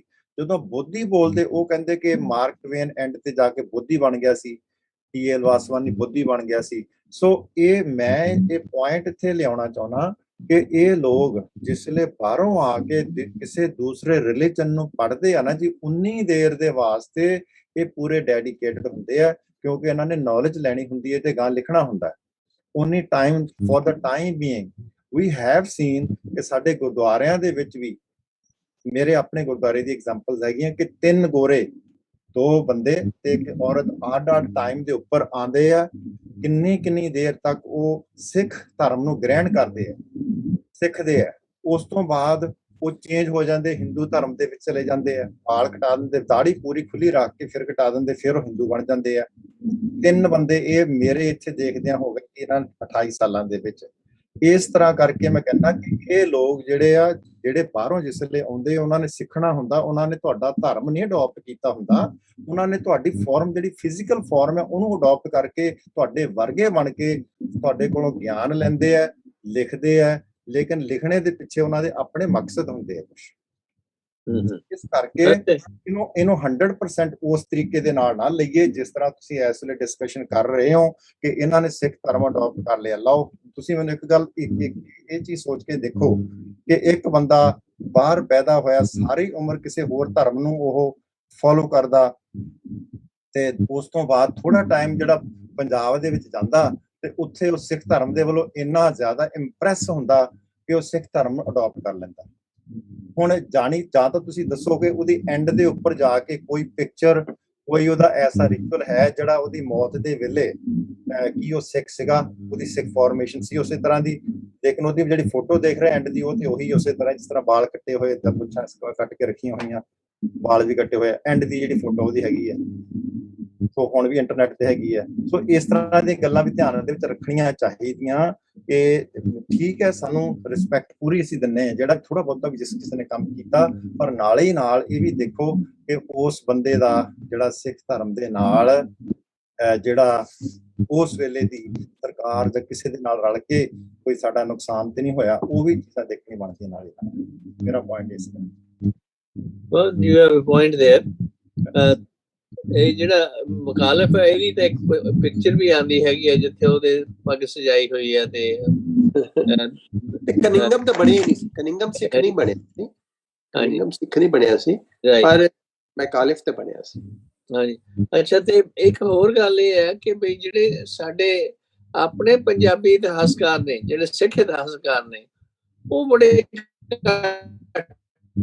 ਇਹਨਾਂ ਚੀਜ਼ਾਂ ਦੇ ਵਿੱਚ ਜਿਹੜੇ ਕਿ ਕੋਈ ਆਥੈਂਟਿਕ ਉਹਨਾਂ ਨੇ ਲਿਖੀ ਹੋਵੇ, ਨਹੀਂ ਜ਼ਿਆਦਾ ਤੋਂ ਜ਼ਿਆਦਾ ਮੱਖੀ ਤੇ ਮੱਖੀ ਮਾਰਨਾ ਮਿਲਦੀ ਹੈ। ਇੰਦਰਜੀਤ ਸਿੰਘ ਤੁਸੀਂ ਹੈਲੋ, ਤੁਹਾਨੂੰ ਆਵਾਜ਼ ਸੁਣ ਰਹੇ ਮੇਰੀ ਡਾਕਟਰ ਇੰਦਰਜੀਤ ਸਿੰਘ? ਹਾਂਜੀ ਹਾਂਜੀ, ਮੈਂ ਕਿਹਾ ਵੀ ਸਾਡੇ ਪੰਜਾਬੀ ਇਤਿਹਾਸਕਾਰ ਇਹਨਾਂ ਵਰਗੇ ਮੁਖਾਲਫ ਜਾਂ ਕਨਿੰਗਮ ਵਰਗੇ ਨਹੀਂ ਮਿਲਦੇ ਉਸ ਸਮੇਂ ਦੇ। ਜ਼ਿਆਦਾਤਰ ਸਾਡੇ ਲੋਕਾਂ ਨੂੰ ਮੱਖੀ ਤੇ ਮੱਖੀ ਮਾਰਨ ਦੀ ਆਦਤ ਹੈ। ਇਹਦੇ ਬਾਰੇ ਤੁਹਾਡਾ ਕੀ ਵਿਚਾਰ ਹੈ? ਇਤਿਹਾਸਕਾਰ ਬਾਰੇ ਇਸ ਤਰ੍ਹਾਂ ਦੀ ਕਿ ਇੱਕ ਜਿਹੜੇ ਡਾਕਟਰ ਤਰਲੋਚਨ ਸਿੰਘ ਹੋਏ ਨੇ, ਉਹਨਾਂ ਦਾ ਇੱਕ ਮੈਂ ਦੇਖਿਆ ਇਤਿਹਾਸ ਗੁਰੂ ਤੇਗ ਬਹਾਦਰ ਸਾਹਿਬ ਬਾਰੇ, ਤੇ ਨਾਲੇ ਉਹਨਾਂ ਨੇ ਸੇਕਰਡ ਰਾਈਟਿੰਗਸ ਆਫ ਸਿੱਖਸ ਦਾ ਕੁਝ ਉਹਦੇ 'ਚ ਵੀ ਗੁਰੂ ਤੇਗ ਬਹਾਦਰ ਸਾਹਿਬ ਦੇ ਬਾਣੀ ਦਾ ਅੰਗਰੇਜ਼ੀ 'ਚ ਅਨੁਵਾਦ ਕੀਤਾ ਹੈ। ਡਾਕਟਰ ਸਾਹਿਬ ਉਹ ਤਾਂ ਬਾਅਦ ਦੀਆਂ ਗੱਲਾਂ ਨੇ ਨਾ, ਉਹ ਤਾਂ ਬਾਅਦ ਦੀਆਂ ਗੱਲਾਂ ਨੇ। ਮੇਰਾ ਮਤਲਬ ਹੈ ਉਸ ਸਮੇਂ ਦੇ ਜਦੋਂ ਗੱਲ ਕਰਦੇ ਆ 1850 ਜਾਂ 1849 ਜਾਂ ਉਹਦੇ ਸਮੇਂ ਦੇ ਮੌਕੇ, ਉੱਥੇ ਦੇ ਕੋਈ ਹੈ ਸਿੱਖ ਇਤਿਹਾਸਕਾਰ ਉਸ ਵਕਤ ਦੇ ਜਿਹੜੇ ਤੁਹਾਡੇ ਖਿਆਲ 'ਚ ਜਿਨ੍ਹਾਂ ਨੇ ਕੋਈ ਲਿਖਿਆ ਹੋਵੇ? ਇਹਨਾਂ ਮੇਰੇ ਖਿਆਲ ਵਿੱਚ ਨਹੀਂ, ਪਰ ਮੈਂ ਇਹ ਸਮਝਣਾ ਕਿ ਅੰਗਰੇਜ਼ੀ ਜਿਹੜੀ ਹੈ ਮੁਖਾਲਫ ਵਰਗੇ ਦੀ ਦੇਣ ਜਿਹੜੀ ਹੈ, ਉਹ ਜਿੱਥੇ ਇਤਿਹਾਸ ਉਹਨਾਂ ਨੇ ਗੁਰੂਆਂ ਦਾ ਲਿਖਿਆ, ਉੱਥੇ ਬਾਣੀ ਦੀ ਆਤਮਾ ਨੂੰ ਵੀ ਸਮਝਣ ਦਾ ਯਤਨ ਕੀਤਾ ਔਰ ਬਾਣੀ ਦੇ ਅਨੁਵਾਦ ਕੀਤੇ ਨੇ। ਮੈਂ ਅੱਜ ਕੱਲ੍ਹ ਦੇ ਵੀ ਕਈ ਇਤਿਹਾਸਕਾਰ ਦੇਖੇ ਨੇ, ਉਹ ਗੁਰਬਾਣੀ ਵੱਲ ਜਾਂਦੇ ਹੀ ਨਹੀਂ। ਗੁਰਬਾਣੀ ਉਹ ਸਿਰਫ ਇਤਿਹਾਸਕ ਹਾਲਾਤ ਉਹਦੇ ਉੱਤੇ ਇਤਿਹਾਸ ਲਿਖ ਰਹੇ ਨੇ, ਪਰ ਬਾਣੀ ਦੇ ਵਿੱਚੋਂ ਦੀ ਹੋ ਕੇ ਗੁਜ਼ਰਨਾ ਔਰ ਬਾਣੀ ਦੇ ਨਾਲ ਇਤਿਹਾਸ ਦਾ ਸੁਮੇਲ ਕਰਨਾ, ਕਿਉਂਕਿ ਬਾਣੀ ਜੋ ਹੈ ਉਹ ਸ਼ਖਸੀਅਤਾਂ ਨੂੰ ਉਸਾਰਦੀ ਹੈ ਤੇ ਉਹ ਜਿਹੜੀਆਂ ਸ਼ਖਸੀਅਤਾਂ ਫਿਰ ਇਤਿਹਾਸ ਬਣਾਉਂਦੀਆਂ ਨੇ। ਤੇ ਸਾਡੇ ਜਿਹੜੇ ਇਤਿਹਾਸਕਾਰ ਨੇ ਉਹ ਬਾਣੀ ਦਾ ਅਧਿਐਨ ਬਹੁਤ ਘੱਟ ਕਰਦੇ ਨੇ, ਕਿਉਂਕਿ ਇਹਦੇ 'ਚ ਜ਼ਿਆਦਾ ਬੰਦੇ ਨੂੰ ਸਾਧਨਾ ਕਰਨੀ ਪੈਂਦੀ ਹੈ ਤੇ ਆਮ ਤੌਰ ਤੇ ਉਹ ਘਟਨਾਵਾਂ ਨੂੰ ਹੀ ਇਤਿਹਾਸ ਕਹਿ ਦਿੰਦੇ ਨੇ। ਇਸ ਤਰ੍ਹਾਂ ਜਿੱਦਾਂ ਮੁਖਾਲਫ ਹੈ, ਜਿਹੜੇ ਕਨਿੰਗਮ ਨੇ, ਮੇਰੇ ਕੋਲ ਉਹਨਾਂ ਦਾ ਇੱਕ ਹਵਾਲਾ ਹੈ ਜੀ ਕਿ ਕਨਿੰਗਮ ਨੇ ਭਗਤੀ ਲਹਿਰ ਤੇ ਗੁਰੂ ਨਾਨਕ ਸਾਹਿਬ ਦੀ ਸਿੱਖ ਲਹਿਰ ਦਾ ਤੁਲਨਾਤਮਕ ਅਧਿਐਨ ਕੀਤਾ ਹੈ। ਔਰ ਇਹ ਹਿਸਟਰੀ ਆਫ ਸਿੱਖਸ ਜਿਹੜਾ ਉਹਨਾਂ ਦੀ ਕਿਤਾਬ ਹੈ, ਉਹਦੇ ਵਿੱਚ ਉਹਨਾਂ ਨੇ ਬਕਾਇਦਾ ਇਹ ਦੱਸਿਆ ਕਿ ਭਗਤੀ ਲਹਿਰ ਦੇ ਜਿਹੜੇ ਆਗੂ ਸਨ, ਉਹ ਜੀਵਨ ਦੀ ਵਿਅਰਥਤਾ ਤੋਂ ਬੜੇ ਪ੍ਰਭਾਵਿਤ ਸਨ ਤੇ ਉਹਨਾਂ ਨੇ ਮਨੁੱਖ ਦੀ ਸਮਾਜਿਕ ਅਵਸਥਾ ਦੇ ਸੁਧਾਰ ਨੂੰ ਚਿੰਤਨ ਹੀ ਨਹੀਂ ਕੀਤਾ। ਜਿਹੜੇ ਭਗਤੀ ਲਹਿਰ ਦੇ ਆਗੂ ਹਨ, ਭਗਤ ਹਨ, ਉਹਨਾਂ ਨੇ ਆਪਣੇ ਸਾਥੀਆਂ ਨੂੰ ਇਹ ਨਹੀਂ ਕਿਹਾ ਕਿ ਜਿਹੜਾ ਤੁਹਾਡਾ ਧਾਰਮਿਕ ਜਾਲ ਹੈ ਪੁਰਾਣਾ ਉਹਨੂੰ ਸੁੱਟੋ। ਉਹਨਾਂ ਨੇ ਇਹ ਵੀ ਨਹੀਂ ਕਿਹਾ ਕਿ ਯੁਗਾਂ ਦੀ ਜਿਹੜੀ ਭ੍ਰਿਸ਼ਟ ਸੜਿਆਂਦ ਹੈ ਉਹਦੇ ਤੋਂ ਸੁਤੰਤਰ ਹੋਵੋ। ਇਹ ਜਿਹੜੇ ਭਗਤੀ ਲਹਿਰ ਦੇ ਆਗੂ ਨੇ ਉਹਨਾਂ ਨੇ ਕੋਈ ਨਵੀਂ ਕੌਮ ਦਾ ਰੂਪ ਪ੍ਰਗਟ ਕਰਨ ਲਈ ਨਹੀਂ ਕਿਹਾ, ਸਿਰਫ ਉਹਨਾਂ ਨੇ ਸਿਰਫ ਨੇਕ ਸਭਾਵਾਂ ਬਣਾਈਆਂ ਨੇ ਜਿੱਥੇ ਸੰਤੋਖਵਾਦੀ ਪ੍ਰਵਿਰਤੀ ਦਾ ਜ਼ਿਕਰ ਹੁੰਦਾ ਸੀ। ਤੇ ਜਿਹੜੇ ਕੌਮ ਦੇ ਬੀਜ ਬੀਜਨੇ ਨੇ ਉਹਨਾਂ ਨੇ ਜਿਹੜੇ ਗੁਰੂ ਨਾਨਕ ਸਾਹਿਬ ਨੇ ਉਹਨਾਂ ਸੁਧਾਰ ਦੇ ਸਹੀ ਸਿਧਾਂਤਾਂ ਨੂੰ ਅਨੁਭਵ ਕੀਤਾ ਤੇ ਕਨੰਗਮ ਫਰਮਾਉਂਦੇ ਨੇ ਕਿ ਉਹਨਾਂ ਵਿਸ਼ਾਲ ਬੁਨਿਆਦਾਂ ਨੂੰ ਕਾਇਮ ਕਰਨਾ ਗੁਰੂ ਨਾਨਕ ਦੇ ਹਿੱਸੇ ਆਇਆ, ਜਿਹਦੇ ਆਧਾਰ ਤੇ ਫਿਰ ਗੁਰੂ ਗੋਬਿੰਦ ਸਿੰਘ ਨੇ ਦੇਸ਼ ਵਾਸੀਆਂ ਦੇ ਮਨਾਂ ਵਿੱਚ ਇੱਕ ਨਵੀਂ ਕੌਮੀਅਤ ਦੀ ਅੱਗ ਬਾਲ ਦਿੱਤੀ ਸੀ ਤੇ ਇਸ ਸਿਧਾਂਤ ਨੂੰ ਅਮਲੀ ਰੂਪ ਦਿੱਤਾ ਕਿ ਕਿਵੇਂ ਜਿਹੜੇ ਉਚੇਰਿਆਂ ਦੇ ਨਾਲ ਜ਼ਾਤ ਧਰਮ ਰਾਜਨੀਤਿਕ ਦੇ ਧਾਰਮਿਕ ਇਸ਼ਾਵਾਂ ਦੇ ਸੰਬੰਧ ਵਿੱਚ ਉਹ ਸਾਰੇ ਲੋਕ ਜਿਹੜੇ ਨੇ ਉਹ ਇੱਕੋ ਜਿਹੇ ਹਨ। ਇਸ ਤਰ੍ਹਾਂ ਕਨਿੰਗਮ ਦਾ ਇਸ ਤਰ੍ਹਾਂ ਅਧਿਐਨ ਕਰਨਾ ਔਰ ਭਗਤੀ ਲਹਿਰ ਦਾ, ਹੁਣ ਜਿਵੇਂ ਹੁਣ ਕਬੀਰ ਹੈ, ਕਬੀਰ ਸਾਹਿਬ ਨੇ ਆਪਣੇ ਅੱਗੋਂ ਗੱਦੀ ਨਹੀਂ ਦਿੱਤੀ ਕਿਸੇ ਨੂੰ, ਉਹਨਾਂ ਦੇ ਜਿਹੜੇ ਉਪਾਸ਼ਕ ਨੇ ਉਹ ਕਬੀਰ ਪੰਥੀਏ ਖਵਾਏ। ਏਦਾਂ ਨਾਮਦੇਵ ਦੇ ਕੁਝ ਉਪਾਸ਼ਕ ਮਿਲਦੇ ਨੇ, ਭਗਤ ਰਵਿਦਾਸ ਦੇ ਵੀ ਮਿਲਦੇ ਨੇ, ਪਰ ਇਹ ਸਿੱਖ ਕੌਮ ਨੂੰ ਕ੍ਰੈਡਿਟ ਹੈ ਕਿ ਗੁਰੂ ਨਾਨਕ ਨੇ ਇੱਕ ਵਿਸ਼ਾਲ ਯੋਜਨਾ ਬਣਾਈ ਜਿਹਦੇ ਅਧੀਨ 10 ਗੁਰੂ ਸਾਹਿਬਾਨ ਹੋਏ ਤੇ ਉਹਨਾਂ ਨੇ ਇੱਕ ਨਵੀਂ ਕੌਮ ਪੈਦਾ ਕਰ ਦਿੱਤੀ। ਇਹੋ ਜਿਹੇ ਵਿਚਾਰ ਕਨਿੰਗਮ ਦੇ ਜਿਹੜੇ ਨੇ ਮੈਂ ਸਮਝਣਾ ਬੜੇ ਕੀਮਤੀ ਹਨ ਕਿ ਉਹਨਾਂ ਨੇ ਤੁਲਨਾਤਮਕ ਅਧਿਐਨ ਪੇਸ਼ ਕੀਤਾ ਹੈ। ਇਹ ਜੋ ਮੈਂ ਕੁਛ ਇਹ ਜੋ ਵੀ ਦੱਸਿਆ ਹੈ ਇਹ ਆਪਣੇ ਮੈਂ ਥੀਸਿਸ ਜਿਹੜਾ ਲਿਖਿਆ ਸੀ PhD ਦਾ, concept of man in Gurmat and Sufi ਕਾਵ, ਇਹ ਉਹਦੇ ਵਿੱਚ ਮੈਂ ਕੋਟ ਕੀਤਾ ਸੀ ਕਨਿੰਗਮ ਦਾ ਤੇ ਇਹ ਮੈਂ ਉੱਥੋਂ ਪੇਸ਼ ਕੀਤਾ ਆਪ ਜੀ ਸਾਹਮਣੇ। ਥੈਂਕ ਯੂ ਜੀ, thank you very much for sharing. Narinder Singh ਤੁਸੀਂ ਕਾਫੀ ਹਿਸਟੋਰੀਅਨ ਵੀ ਇੱਕ ਹੋਏ ਨੇ ਜਿਨ੍ਹਾਂ ਦਾ ਮੈਂ ਸੁਣਿਆ ਕਿ ਉਹਨਾਂ ਨੇ ਬੜੀ ਰਿਕਾਰਡ ਕੀਤੇ ਨੇ ਜਿਹੜੇ ਬੰਦੇ ਜਿਉਂਦੇ ਸੀ ਜਾਂ ਇਹਨਾਂ ਨੂੰ ਵਾਕਫ ਸੀ ਵੀ ਸਿੱਖ ਰਾਜ ਕਿਵੇਂ ਗਿਆ ਜਾਂ ਕੀ ਕਿਸ ਤਰ੍ਹਾਂ ਦੀਆਂ ਘਟਨਾਵਾਂ ਹੋਈਆਂ, ਉਹਨਾਂ ਵੱਲ ਵਾਕਫ ਹੈ ਤੁਹਾਨੂੰ? ਕਰਮ ਸਿੰਘ ਹਿਸਟੋਰੀਅਨ। ਹਰਵੀਰ ਵੈਲਕਮ। ਤੁਹਾਨੂੰ ਕੋਈ ਵਾਕਫੀ ਹੈ ਡਾਕਟਰ ਬਾਸੂ ਕਰਮ ਸਿੰਘ ਹਿਸਟੋਰੀਅਨ ਦੀ? ਉਹਨਾਂ ਦੇ ਬਾਰੇ ਇੰਨਾ ਕੁ ਪਤਾ ਹੈ ਕਿ ਉਹ ਜਿਹੜੇ ਬਜ਼ੁਰਗ ਸਿੱਖ ਹੁੰਦੇ ਸੀ ਉਹਨਾਂ ਕੋਲ ਜਾ ਕੇ ਉਹਨਾਂ ਦੀ ਜ਼ਬਾਨੀ ਲਿਖਦੇ ਸਨ ਉਹਨਾਂ ਕੋਲੋਂ ਸਿੱਖ ਇਤਿਹਾਸ ਬਾਰੇ, ਔਰ ਉਹਨਾਂ ਦਾ ਇਤਿਹਾਸ ਮੇਰੇ ਕੋਲ ਪਿਆ ਵੀ ਹੈ ਜਿਹੜਾ ਕਰਮ ਸਿੰਘ ਹਿਸਟੋਰੀਅਨ ਦੀ ਖੋਜ ਹੈ। ਉਹ ਮੈਂ ਦੇਖਿਆ ਕਿ ਬੜੀ ਸਰਲ ਭਾਸ਼ਾ ਹੈ, ਆਮ ਪੰਜਾਬੀ ਵੀ ਉਹਨਾਂ ਨੂੰ ਸਿੱਖ ਸਕਦੇ ਨੇ, ਸਮਝ ਸਕਦੇ ਨੇ, ਔਰ ਬੜਾ ਗੁਰੂ ਸਾਹਿਬ ਦਾ ਉਹਨਾਂ ਨੇ ਇਨ ਡਿਟੇਲ ਜਿਹੜਾ ਸਾਰਾ ਜੀਵਨ ਜਿਹੜਾ 10 ਗੁਰੂਆਂ ਦਾ ਉਹ ਲਿਖਿਆ ਹੈ। ਔਰ ਉਹ ਪਿੰਡ ਪਿੰਡ ਜਾ ਕੇ ਉਹਨਾਂ ਨੇ ਉਹ ਬੰਦੇ ਬਜ਼ੁਰਗ ਲੱਭੇ ਜਿਨ੍ਹਾਂ ਕੋਲ ਬੈਠ ਕੇ ਉਹਨਾਂ ਨੇ ਇਤਿਹਾਸ ਜਿਹੜਾ ਹੈ ਕਲਮਬੰਦ ਕੀਤਾ। ਇਹ ਉਹਨਾਂ ਬਾਰੇ ਇਸੇ ਤਰ੍ਹਾਂ ਇੱਕ ਸ਼ਮਸ਼ੇਰ ਸਿੰਘ ਅਸ਼ੋਕ ਜਾਂ ਭਾਈ, ਹਾਂਜੀ ਸ਼ੇਰ ਸਿੰਘ ਕਰਕੇ ਕੁਛ ਹੋਏ ਨੇ ਜਿਨ੍ਹਾਂ ਨੇ ਇਸ ਤਰ੍ਹਾਂ ਦੇ ਪੁਰਾਣੀਆਂ ਗੱਲਾਂ ਲਿਖੀਆਂ ਨੇ। ਜੀ ਕਹਿਣਾ ਜੀ। ਸੋ ਅਗੇਨ ਥੈਂਕਸ ਜੀ, ਤੁਹਾਡੀ ਕੋਈ ਬਾਤ ਹੋਵੇ ਇਸ ਪਾਸੇ? ਹਾਂਜੀ, ਇੱਕ ਤੇ ਜਿਹੜੇ ਸਰਦਾਰ ਅਸ਼ੋਕ ਸ਼ਮਸ਼ੇਰ ਸਿੰਘ ਅਸ਼ੋਕ ਹੋਏ ਨੇ, ਇਹਨਾਂ ਨੇ ਪੰਜਾਬ ਦੀਆਂ ਲਹਿਰਾਂ ਦੇ ਬਾਰੇ ਸਿਖਾਇਆ, ਵੱਖਰੀਆਂ ਵੱਖਰੀਆਂ ਜਿਨ੍ਹਾਂ ਚ ਨਾਮ ਧਾਰੀਏ, ਕੂਕੇ ਤੇ ਇਸ ਤਰ੍ਹਾਂ ਜਿਹੜੀਆਂ ਪ੍ਰਚਲਿਤ ਲਹਿਰਾਂ ਹੋਈਆਂ ਉਹਨਾਂ ਦੇ ਬਾਰੇ ਇਤਿਹਾਸ ਲਿਖਿਆ। ਇਹਨਾਂ ਨੇ ਜਿਹੜੀ ਆ ਹੈਗਾ ਰਾਗਮਾਲਾ, ਇਹਦੇ ਬਾਰੇ ਵੀ ਉਹਨਾਂ ਨੇ ਖੋਜ ਪੜਤਾਲ ਕਰਕੇ ਤੇ ਉਹਦੇ ਬਾਰੇ ਵੀ ਲਿਖਿਆ। ਹੋਰ ਵੀ ਇਹ ਮੇਰੇ ਖਿਆਲ ਚ ਸ਼੍ਰੋਮਣੀ ਕਮੇਟੀ ਦਾ ਜਿਹੜਾ ਰਿਸਰਚ ਵਿਭਾਗ ਸੀਗਾ ਉਹਦੇ ਵਿੱਚ ਕਾਫੀ ਰਹੇ ਆਏ। ਹਾਂਜੀ, ਮੇਰਾ ਮਤਲਬ ਜਿਹੜਾ ਸਿੱਖ ਰਾਜ ਦੇ ਹਿਸਾਬ ਨਾਲ ਕੋਈ ਗੱਲਬਾਤ ਤੁਹਾਡੇ ਜਾਂ ਇੱਕ ਹੋਰ ਗਿਆਨੀ ਸ਼ੇਰ ਸਿੰਘ ਹੋਏ ਨੇ ਜਿਹੜੇ ਕਿ ਕਾਫੀ ਬਾਹਰਲੇ ਮੁਲਕਾਂ ਦੇ ਜਾ ਕੇ ਵੀ ਉਹਨਾਂ ਨੇ ਲੈਕਚਰ ਦਿੱਤੇ। ਉਹਨਾਂ ਨੇ ਫਿਲਾਸਫੀ ਆਫ ਸਿੱਖੀਜ਼ਮ ਕਿਤਾਬ ਵੀ ਲਿਖੀ ਜਿਹੜੀ ਅੰਗਰੇਜ਼ੀ ਦੇ ਵਿੱਚ ਮਿਲਦੀ ਹੈ। ਹਾਂਜੀ ਜੀ ਤੇ ਜਿਹੜਾ ਸਰਦਾਰ ਕਰਮ ਸਿੰਘ ਹਿਸਟੋਰੀਅਨ, ਉਹਨਾਂ ਦੇ ਬਾਰੇ ਤੇ ਇਹ ਪੜ੍ਹਿਆ ਸੀਗਾ ਵੀ ਜਦੋਂ ਉਹ ਪੜ੍ਹਦੇ ਸੀਗੇ ਤੇ ਉਹਨਾਂ ਨੇ ਮੇਰੇ ਖਿਆਲ 'ਚ BA ਦੇ ਲਾਸਟ ਈਅਰ ਦੇ ਪੇਪਰ ਦੇਣੇ ਸੀਗੇ, ਪਰ ਵਿੱਚ ਹੀ ਛੱਡ ਦਿੱਤੇ ਸੀਗੇ। ਤੇ ਉਹਨਾਂ ਦੇ ਪਿਤਾ ਨੇ ਬੜਾ ਰੋਕਿਆ ਸੀਗਾ ਵੀ ਮੈਂ ਤੇਰੀ ਪੂਰੀ ਮਦਦ ਕਰੂੰਗਾ, ਤੂੰ ਆਪਣੇ ਪੇਪਰ ਦੇ ਲਾ। ਪਰ ਇਹਨੇ ਕਿਹਾ ਵੀ ਜਦੋਂ ਤੱਕ ਮੈਂ ਪੇਪਰ ਦੇਊਂਗਾ ਉਦੋਂ ਤੱਕ ਕਈ ਬਜ਼ੁਰਗ ਜਿਹੜੇ ਉਹ ਗੁਜ਼ਰ ਜਾਣਗੇ, ਉਹ ਮੈਂ ਕਿੱਥੋਂ ਲੱਭਾਂਗਾ। ਤੇ ਇਹਨਾਂ ਦੇ ਪਿਤਾ ਨੇ ਇਹਨੂੰ ਕੋਈ ਆਰਥਿਕ ਮਦਦ ਵੀ ਨਹੀਂ ਦਿੱਤੀ, ਸ਼ਾਇਦ ਜੱਜ ਸੀਗੇ ਉਹ। ਤੇ ਬਾਅਦ ਚ ਆਪਣੇ ਸੱਜਣਾ ਮਿੱਤਰਾਂ ਦੀ ਮਦਦ ਦੇ ਨਾਲ ਹੀ ਇਹ ਕਰਦੇ ਰਹੇ ਆ ਸਾਰਾ ਕੁਛ। ਥਾਂ ਥਾਂ ਤੇ ਜਾ ਕੇ ਇਹਨਾਂ ਦੇ ਜਿਹੜੇ ਅਖੀਰ ਚ ਕਹਿੰਦੇ ਕਿਤੇ ਊਠ ਤੇ ਜਾਂਦੇ ਸੀਗੇ ਤੇ ਇਹਨਾਂ ਦੀ ਅੱਖ ਦੇ ਵਿੱਚ ਕੋਈ ਦਰਖਤ ਦੀ ਵੱਜ ਗਈ ਸੀਗੀ ਤੇ ਅੱਖ ਖਰਾਬ ਹੋ ਗਈ ਸੀਗੀ। ਡਾਕਟਰਾਂ ਨੇ ਕਿਹਾ ਸੀਗਾ ਵੀ ਤੁਸੀਂ ਇਹ ਜਦੋਂ ਤੱਕ ਠੀਕ ਨਹੀਂ ਹੁੰਦੀ ਉਦੋਂ ਤੱਕ ਆਰਾਮ ਕਰਨਾ, ਪਰ ਇਹਨਾਂ ਦੇ ਕੋਈ ਹੱਥ ਲੱਗ ਗਈ ਪੁਸਤਕ ਤੇ ਉਹ ਸਾਰੀ ਰਾਤ ਪੜ੍ਹਦੇ ਰਹੇ, ਜਿਹਦੇ ਨਾਲ ਇਹਨਾਂ ਦੀ ਅੱਖ ਵੀ ਖਰਾਬ ਹੋ ਗਈ ਸੀਗੀ ਤੇ ਬੜੀ ਕਾਲਣਾ ਕਾਲੀ ਹੋਈ। ਹਾਂਜੀ, ਥੈਂਕ ਯੂ। ਸੋ ਇਸ ਤਰ੍ਹਾਂ ਹਾਂਜੀ ਗਿਆਨੀ ਸੱਚਾ ਸਿੰਘ ਜੀ। ਹਾਂਜੀ, ਮੈਂ ਨਾ ਜੀ ਥੋੜੀ ਜਿਹੀ ਇਨਫੋਰਮੇਸ਼ਨ ਇਹ ਸ਼ੇਅਰ ਕਰਨੀ ਚਾਹੁੰਦਾ ਸੀ। ਇੱਕ ਤੇ ਸਰਦਾਰ ਸ਼ਮਸ਼ੇਰ ਸਿੰਘ ਅਸ਼ੋਕ, ਉਹਨਾਂ ਦਾ ਕੰਮ ਹੈਗਾ ਜੀ ਪੁਰਾਤਨ ਵਾਰਾਂ, ਜੰਗਨਾਮੇ, ਰਾਗਮਾਲਾ ਦੇ ਉੱਪਰ ਬਹੁਤ ਮਾਰਕੇ ਦਾ ਕੰਮ ਕੀਤਾ ਹੋਇਆ ਉਹਨਾਂ ਨੇ।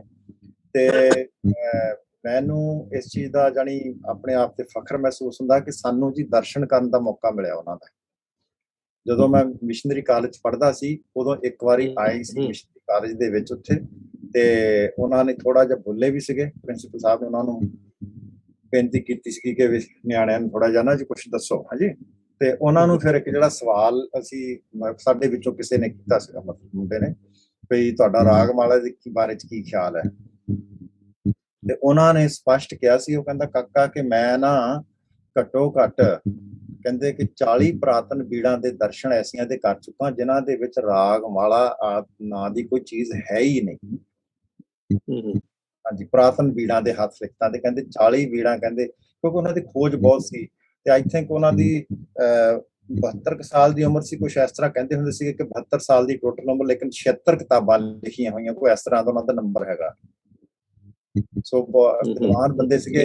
ਉਹਨਾਂ ਦੀਆਂ ਕਿਤਾਬਾਂ ਜਿਹੜੀਆਂ ਹਾਂਜੀ ਥੋੜੀਆਂ ਬਹੁਤੀਆਂ ਪੜ੍ਹੀਆਂ ਵੀ ਆ ਜੀ, ਤੇ ਲੇਕਿਨ ਹੁਣ ਹੈ ਪੁਰਾਤਨ ਜੰਗਨਾਮੇ, ਵਾਰਾਂ, ਉਹਨਾਂ ਦੀਆਂ ਇਤਿਹਾਸ ਜਦ ਲਿਖਦੇ ਆ ਤੇ ਉਹ ਨਾ ਪੜ੍ਹਦਿਆਂ ਇੱਕ ਰੁੱਖਾਪਨ ਜਿਹਾ ਤੁਹਾਨੂੰ ਏਦਾਂ ਹੁੰਦਾ ਨਾ ਕਿ ਇੰਟਰਸਟ ਨਹੀਂ ਬਣਦਾ ਪੜ੍ਹਨ ਦੇ ਵਿੱਚ ਇਹੋ ਜਿਹੀਆਂ ਗੱਲਾਂ ਇਸ ਤਰ੍ਹਾਂ ਦਾ ਕਰਕੇ ਨਾ। ਪਰ ਕੰਮ ਮਾਰਕੇ ਦਾ ਹੈ ਜਿਹੜਾ ਕਿ ਆਮ ਬੰਦਿਆਂ ਨੇ ਨਹੀਂ ਕੀਤਾ। ਤੇ ਇਸੇ ਤਰ੍ਹਾਂ ਹੀ ਕਰਮ ਸਿੰਘ ਹਿਸਟੋਰੀਅਨ ਦੇ ਬਾਰੇ ਜਿਹੜੀ ਨਾ ਜੀ ਗੱਲ ਹੋ ਰਹੀ ਹੈ ਕਿ ਉਹਨਾਂ ਨੇ ਆਪ ਲੋਕਾਂ ਨੂੰ ਜਾ ਕੇ ਮਿਲ ਕੇ ਜਿਹੜੀ ਨਾ ਇਨਫੋਰਮੇਸ਼ਨ ਇਕੱਠੀ ਕੀਤੀ ਸੀ। ਸੋ ਉਹਨਾਂ ਦੇ ਬਾਰੇ ਦੇ ਵਿੱਚ ਇੱਕ ਜਗ੍ਹਾ ਤੇ ਮੈਂ ਪੜ੍ਹਿਆ ਹੋਇਆ ਕਿ ਉਹ ਦੱਸਦੇ ਆ ਅੰਮ੍ਰਿਤਸਰ ਦੇ ਜ਼ਿਲ੍ਹੇ ਦੇ ਵਿੱਚ ਕਿਧਰੇ ਉਹ ਜਾ ਕੇ ਮਿਲੇ ਸੀ ਇੱਕ ਬੀਬੀ ਨੂੰ, ਮਾਤਾ ਨੂੰ। ਉਹ ਸੀ 109 ਸਾਲ ਦੀ ਉਸ ਵੇਲੇ, 109 ਸਾਲ ਦੀ। ਤੇ ਉਹਨੇ ਕਹਿੰਦੇ ਦੱਸਿਆ ਸੀ ਵੀ ਉਹਨੂੰ ਕਹਿੰਦੇ ਥੋੜੀ ਥੋੜੀ ਕਦੀ ਗੱਲ ਯਾਦ ਆਉਂਦੀ ਸੀ ਪੁਰਾਣੀ, ਤੇ ਵਿੱਚ ਵਿੱਚ ਕਰਦੀ ਕਰਦੀ ਭੁੱਲ ਜਾਂਦੀ ਸੀ, ਚੁੱਪ ਕਰ ਜਾਂਦੀ ਸੀ, ਕੁਛ ਹੋਰ ਪਾਸੇ ਕਰਨ ਲੱਗ ਪੈਂਦੀ ਸੀ, ਤੇ ਫਿਰ ਥੋੜੀ ਦੇਰ ਉਹਨੂੰ ਆਰਾਮ ਦੇ ਦੇਣਾ, ਫਿਰ ਪੁੱਛਣਾ।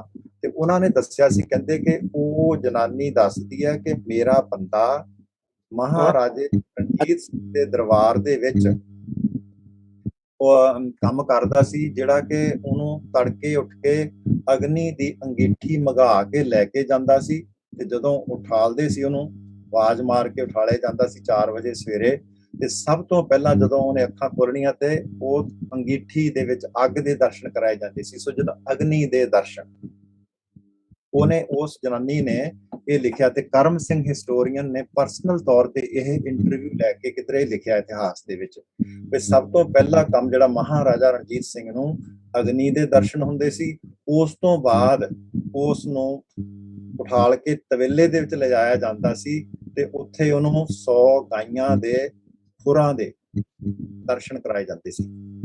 ਗਾਈਆਂ ਦੇ ਹਾਂਜੀ, ਖੁਰਾਂ ਦੇ ਦਰਸ਼ਨ। ਹਾਂਜੀ, ਗਾਈਆਂ ਦੇ ਖੁਰਾਂ ਦੇ ਦਰਸ਼ਨ ਕਰਾਏ ਜਾਂਦੇ ਸੀ। ਮਤਲਬ ਕਿ ਹਿੰਦੂਇਜ਼ਮ ਜਿਹੜਾ ਇੰਨਾ ਅੰਦਰ ਤੱਕ ਘਰ ਕਰ ਚੁੱਕਾ ਸੀਗਾ। ਇਹ ਫਰਸਟ ਹੈਂਡ ਇਨਫੋਰਮੇਸ਼ਨ ਹੈ ਜਿਹੜੀ ਸਰਦਾਰ ਕਰਮ ਸਿੰਘ ਹਿਸਟੋਰੀਅਨ ਨੇ ਕਿਰਪਾ ਕੀਤੀ ਸਾਡੇ ਉੱਤੇ, ਕਿ ਉਹਨਾਂ ਨੇ ਉਹ ਫਰਸਟ ਹੈਂਡ ਇਨਫੋਰਮੇਸ਼ਨ ਲੈ ਕੇ ਉਸ ਮਾਈ ਤੋਂ ਜਿਹੜੀ ਅਗਾਂਹ ਉਹਨਾਂ ਨੇ ਐਜ਼ ਇਨ ਵੈਨ ਜਿਹੜੀ ਲਿਖੀ ਹੈ ਗੱਲ। Very interesting. ਇਹ ਗੱਲਾਂ ਤੁਹਾਡੇ ਥੈਂਕ ਯੂ ਫॉर ਵੀਰ ਜੀ ਸ਼ੇਅਰਿੰਗ। ਮੈਂ ਕੁਝ ਕਰਨਾ ਚਾਹੁੰਦਾ ਸੀਗਾ ਗੱਲ। ਹੈਲੋ, ਹਾਂਜੀ ਹਾਂਜੀ ਵੀਰ ਜੀ, ਹਾਂਜੀ ਹਾਂ ਆਪਣੇ ਕਰੋ ਤਾਂ ਤੁਸੀਂ ਕਨਿੰਗਮ ਬਾਰੇ। ਹਾਂਜੀ, ਮੇਰੀ ਆਵਾਜ਼ ਆ ਰਹੀ ਜੀ? ਆਵਾਜ਼ ਆ ਰਹੀ ਹੈ, ਪਰ ਤੁਸੀਂ ਆਪਣਾ ਚਿਹਰਾ ਵੀ ਠੀਕ ਹੈ ਜੀ ਆਉਣ ਦਿਓ। ਆਵਾਜ਼? ਹਾਂਜੀ ਹਾਂਜੀ ਠੀਕ ਹੈ ਬਸ। ਚਿਹਰਾ ਆ ਰਿਹਾ ਹੈ ਜੀ? ਹਾਂਜੀ ਹੈਲੋ ਕਰੋਗਾ ਹਾਂਜੀ ਹਾਂਜੀ। ਕਨਿੰਗਮ ਬਾਰੇ ਜੋ ਆਪਾਂ ਗੱਲ ਕਰ ਰਹੇ ਸੀਗੇ, ਤੇ ਮੈਂ ਉਹਨਾਂ ਦਾ ਸਮਾਂ ਦੇਖ ਰਿਹਾ ਸੀਗਾ, ਥੋੜਾ ਜਿਹਾ ਮੈਂ ਸ਼ੇਅਰ ਕਰ ਲਵਾਂ ਸਾਡੇ ਸਾਰਿਆਂ ਨਾਲ, ਥੋੜਾ ਯਾਦ ਰਹੇਗਾ ਸਾਨੂੰ ਸਭ ਨੂੰ। ਇਹ ਉਹਨਾਂ ਦੀ ਉਮਰ ਜਿਵੇਂ ਦੱਸਦੇ ਆ ਕਿ ਥੋੜੀ ਹੋਈ ਸੀਗੀ, 40 ਸਾਲ ਸੀਗੀ ਉਮਰ, 40 ਥੋੜੀ ਘੱਟ ਹੈ। ਤੇ ਉਹ 1851 ਵਿੱਚ ਇਹਨਾਂ ਦਾ ਜਨਮ ਹੁੰਦਾ ਹੈ, ਮੈਕਾਲਫ ਦਾ, ਤੇ 1841 ਦੇ ਲਾਗੇ ਜਿਹੜੀ ਇਹਨਾਂ ਦੀ ਡੈਥ ਹੋ ਜਾਂਦੀ ਹੈ। ਸੋ ਇਹਨਾਂ ਦਾ ਪੀਰੀਅਡ ਸਾਨੂੰ ਥੋੜਾ ਜਿਹਾ ਰਿਲੇਟਿਵ ਜਿਹੜਾ ਕੰਪੈਰੀਜ਼ਨ ਇਹ ਇਸ ਤਰ੍ਹਾਂ ਰਹਿੰਦਾ ਕਿ ਕਨਿੰਗਮ ਜਿਹੜੇ ਪਹਿਲੇ ਹੋ ਜਾਂਦੇ ਨੇ, ਤੇ ਮੈਕਾਲਫ ਜਿਹੜੇ ਆ ਉਹ ਫਿਰ ਬਾਅਦ ਦੇ ਵਿੱਚ ਉਹਦਾ ਪੀਰੀਅਡ ਜਿਹੜਾ ਬਾਅਦ ਚ ਆਉਂਦਾ ਹੈ। ਹਾਂਜੀ। ਔਰ ਸੈਕੰਡਲੀ ਕਨਿੰਗਮ ਇਹਨਾਂ ਦੀ ਹਿਸਟਰੀ ਦੇ ਵਿੱਚੋਂ ਇੱਕ ਜਿਹੜੀ ਗੱਲ ਮੈਂ ਅਕਸਰ ਪੜ੍ਹਦਾ ਰਿਹਾ ਵਾਂ ਅੱਜ ਤੱਕ, ਉਹ ਇਹ ਸੀਗੀ ਕਿ ਇਹਨਾਂ ਨੇ ਜਿਹੜੀ ਹਿਸਟਰੀ ਦੇ ਵਿੱਚ ਇੱਕ ਇਹ ਗੱਲ ਲਿਖੀ ਹੈ ਕਿ ਜਿਹੜੀਆਂ ਸਿੱਖ ਲੇਡੀਜ਼ ਸੀਗੀਆਂ ਗੁਰੂ ਸਾਹਿਬ ਵੇਲੇ ਜਾਂ ਗੁਰੂ ਸਾਹਿਬ ਤੋਂ ਇਮੀਡੀਏਟਲੀ ਬਾਅਦ ਦੇ ਵਿੱਚ, ਵੀ ਉਹਨਾਂ ਦੇ ਸਿਰ ਦੇ ਉੱਤੇ ਦਸਤਾਰ ਹੁੰਦੀ ਸੀਗੀ। ਸਿੱਖ ਲੇਡੀਜ਼ ਦੇ ਸਿਰ ਤੇ ਜੂੜਾ ਹੁੰਦਾ ਸੀ ਤੇ ਉਹਦੇ ਸਿਰ ਤੇ ਦਸਤਾਰ ਹੁੰਦੀ ਸੀਗੀ। ਉਹ ਹਿੰਦੂ ਲੇਡੀਜ਼ ਨਾਲੋਂ ਉਹਨਾਂ ਦੀ ਇਹ ਪਹਿਚਾਣ ਅਲੱਗ ਹੁੰਦੀ ਸੀਗੀ। They were distinguished from Hindus of their sects. So like that ਇਦਾਂ ਦਾ ਸੈਂਟੈਂਸ ਕਨਿੰਗਮ ਦਾ ਜਿਹੜਾ ਉਹ ਅਕਸਰ ਕੋਟ ਕੀਤਾ ਜਾਂਦਾ ਹੈ। ਸੋ ਜਿਵੇਂ ਵੀਰ ਜੀ ਸੁੱਚਾ ਸਿੰਘ ਜੀ ਕਹਿੰਦੇ ਪਏ ਸੀਗੇ, ਤੇ ਮੈਂ ਉਹਦੇ ਨਾਲ ਥੋੜਾ ਰਿਲੇਟ ਕਰਨਾ ਚਾਹੁੰਦਾ ਕਿ ਜੇ ਕੋਈ ਸਿੱਖ ਜਿਹੜਾ, ਕੋਈ ਜ਼ਰੂਰੀ ਨਹੀਂ ਸੀਗਾ ਕਿ ਉਹਨਾਂ ਨੇ ਕੋਈ ਦਸਤਾਰ ਬੰਨ ਲਈ ਸੀਗੀ ਜਾਂ ਲਾਈਕ ਦੈਟ, ਕੋਈ ਇਹਦੇ ਵਿੱਚ ਕੋਈ ਜ਼ਰੂਰੀ ਆਪਾਂ ਨੂੰ ਨਹੀਂ ਸੋਚਣਾ ਚਾਹੀਦਾ।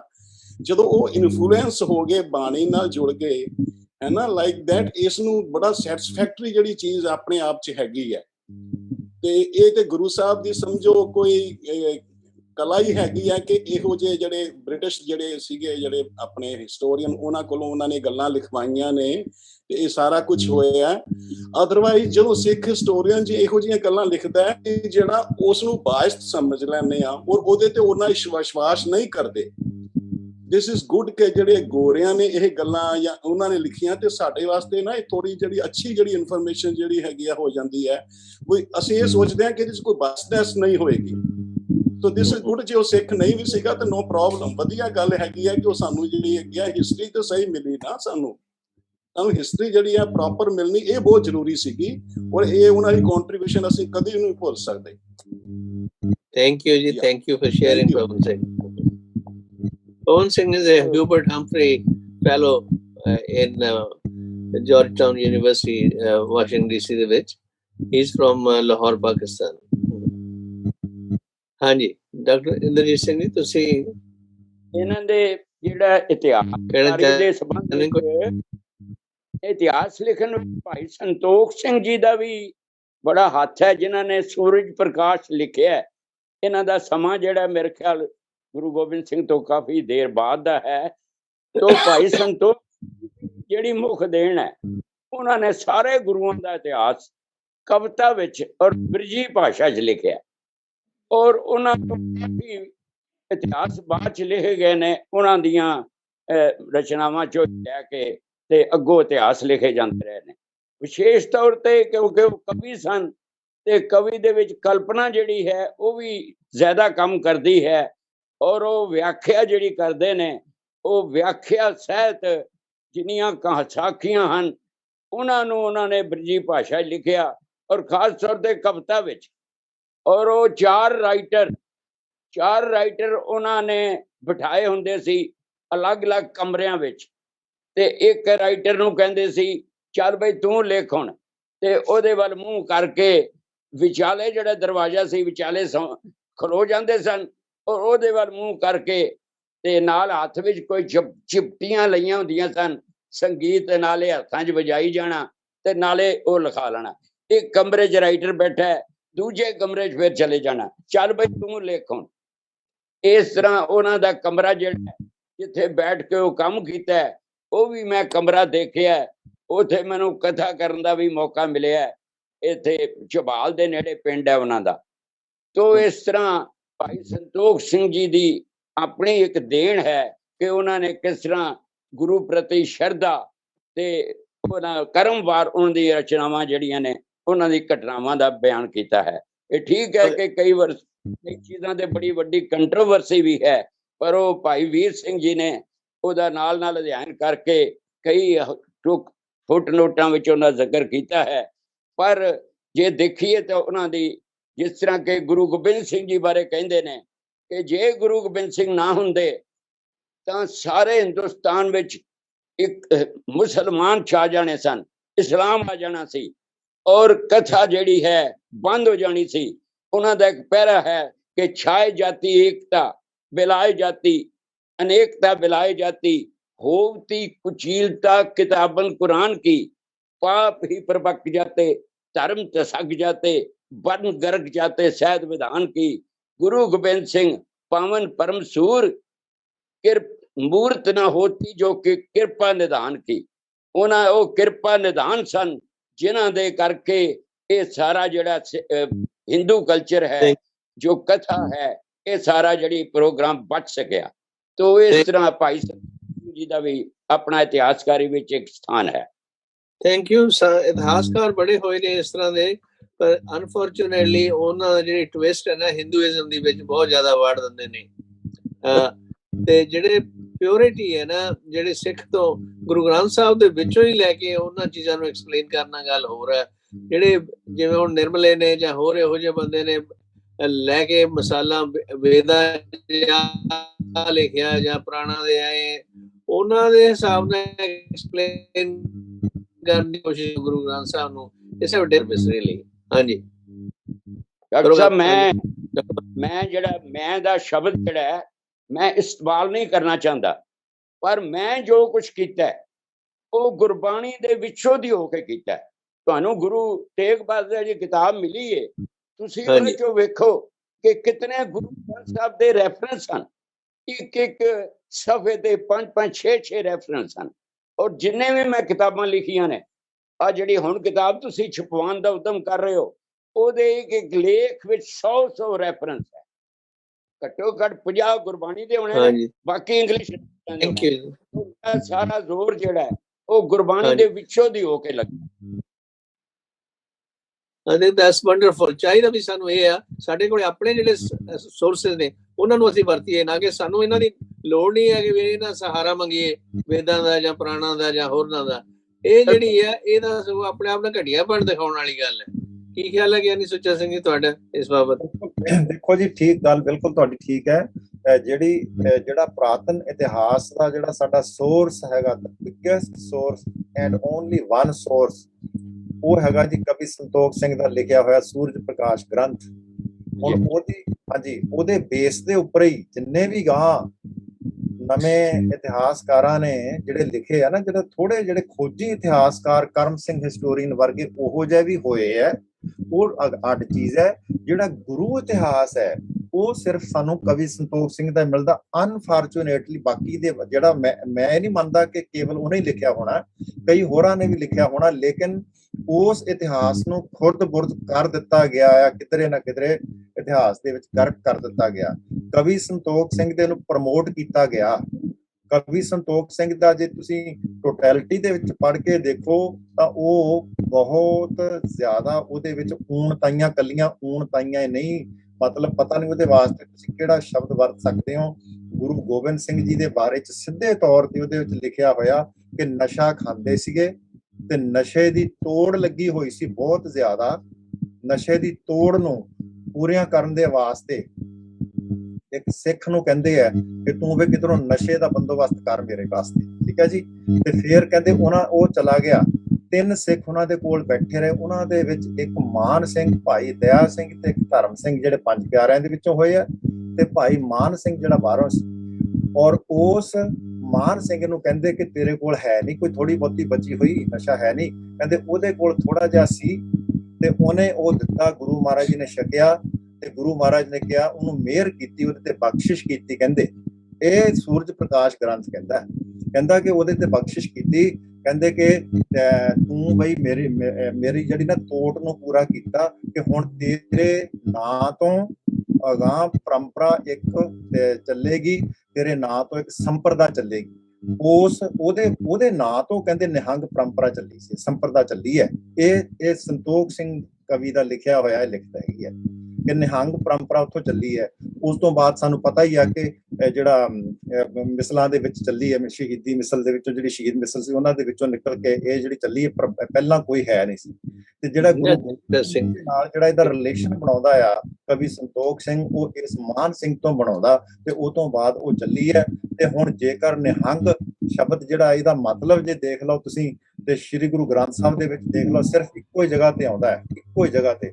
ਉਹ ਸ਼ਬਦ ਹੈਗਾ ਆਸਾ ਰਾਗ ਦੇ ਵਿੱਚ, ਉੱਥੇ ਹੈਗਾ ਭੂਪਤ ਹੋਏ ਕੇ ਰਾਜ ਕਮਾਇਆ, ਕਰ ਕਰ ਅਨਰਥ ਬਿਹਾਜੀ ਮਾਇਆ, ਸੰਚਿਤ ਸੰਚਿਤ ਥੈਲੀ ਗਿੰਨੀ, ਪ੍ਰਭ ਉਸਤੇ ਡਾਰ ਅਵਰ ਕੋ ਦੀਨੀ, ਕਾਚ ਗਗਰੀਆ ਅੰਬ ਮਝਰੀਆ, ਗਰਭ ਗਰਭ ਉਆਹੂ ਮੈਂ ਪਰਿਆ।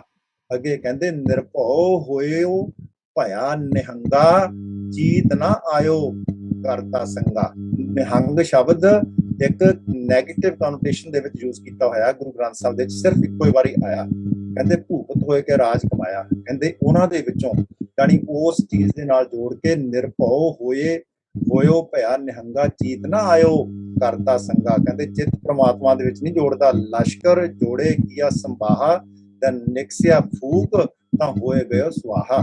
ਉੱਚੇ ਮੰਦਰ ਮਹਿਲ ਅਰ ਰਾਣੀ, ਹਸਤ ਘੋੜੇ ਜੋੜੇ ਮਨ ਭਾਨੀ, ਵਡ ਪਰਿਵਾਰ ਪੂਤ ਅਰਤੀਆਂ, ਮੋਹੇ ਪਚੇ ਪਚ ਅੰਧਾ ਮੂਆ, ਜਿਨੈ ਉਪਾਹਾ ਤਿਨੈ ਬਿਨਾਹਾ।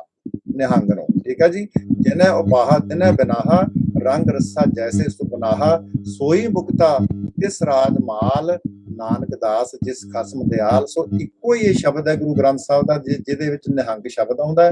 ਤੇ ਨਿਹੰਗ ਦੀ ਜਿਹੜੀ ਇੱਥੇ ਜਿਹੜੀ ਗੁਰੂ ਗ੍ਰੰਥ ਸਾਹਿਬ ਦੀ ਡੈਫੀਨੇਸ਼ਨ ਇਹ ਹੈ ਕਿ ਨਿਹੰਗ ਹੁੰਦਾ ਕੌਣ ਹੈ। ਹੁਣ ਉੱਥੋਂ ਜਿਹੜਾ ਕਵੀ ਸੰਤੋਖ ਸਿੰਘ ਜਿਹੜਾ ਗੁਰੂ ਗੋਬਿੰਦ ਸਿੰਘ ਜੀ ਦੇ ਨਾਲ ਨਿਹੰਗਾਂ ਦੀ ਸੰਪਰਤਾ ਨੂੰ ਜੋੜਦਾ ਹੈ, ਲੇਕਿਨ ਜੋੜਦਾ ਕਿੱਥੋਂ ਆ?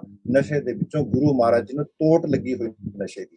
ਇਸੇ ਤਰ੍ਹਾਂ ਅੱਗੇ ਵੀ ਤੁਹਾਨੂੰ ਦੱਸਿਆ ਸੀਗਾ ਕਿ ਭਾਈ ਬਚਿੱਤਰ ਸਿੰਘ ਨੂੰ ਵੀ ਉਹਦੇ ਵਿੱਚ ਲਿਖਿਆ ਹੋਇਆ ਕਿ ਉਹ ਕਹਿੰਦਾ ਜੀ ਮੈਂ ਲੜਨ ਵਾਸਤੇ ਤਾਂ ਤਿਆਰ ਹਾਂ, ਪਰ ਮੇਰੇ ਵਾਸਤੇ ਥੋੜਾ ਜਿਹਾ ਨਸ਼ੇ ਦਾ ਬੰਦੋਬਸਤ ਕਰ ਦਿਓ। ਗੁਰੂ ਮਹਾਰਾਜ ਨੇ ਕਹਿੰਦੇ ਆਪਣੀ ਸਪੈਸ਼ਲ ਡੱਬੀ ਕੱਢੀ ਜਿਹੜੀ ਬਲੈਤ ਦੇਸ਼ ਤੋਂ ਆਈ ਸੀ, ਬਲੈਤ ਦੇਸ਼ ਦੀ ਇੰਗਲੈਂਡ, ਠੀਕ ਹੈ ਜੀ। ਸੋ ਉੱਥੋਂ ਕਹਿੰਦੇ ਖਾਸ ਤੌਰ ਤੇ ਅਫੀਮ ਉਹਨਾਂ ਦੇ ਵਾਸਤੇ ਆਉਂਦੀ ਸੀ, ਡੱਬੀ ਵੀ ਉੱਥੇ ਦੀ ਬਣੀ ਹੋਈ ਸੀ ਤੇ ਉਹਦੇ ਵਿੱਚੋਂ ਅਫੀਮ ਕੱਢ ਕੇ ਬਚਿੱਤਰ ਸਿੰਘ ਨੂੰ ਦਿੱਤੀ ਤੇ ਉਹ ਨਸ਼ਾ ਕਰਕੇ ਫਿਰ ਉਹ ਲੜ ਸਕਿਆ ਸੀ ਹਾਥੀ ਦੇ ਨਾਲ। ਸੋ ਇਹੋ ਜਿਹਾ ਇਤਿਹਾਸ ਉਹਦੇ ਵਿੱਚ ਲਿਖਿਆ ਹੋਇਆ ਜੀ। ਬਹੁਤ ਇੰਟਰਸਟਿੰਗ ਹੈ, ਥੋੜੀ ਹਾਸੋਹੀਣੀ ਜੀ ਗੱਲ ਹੈ।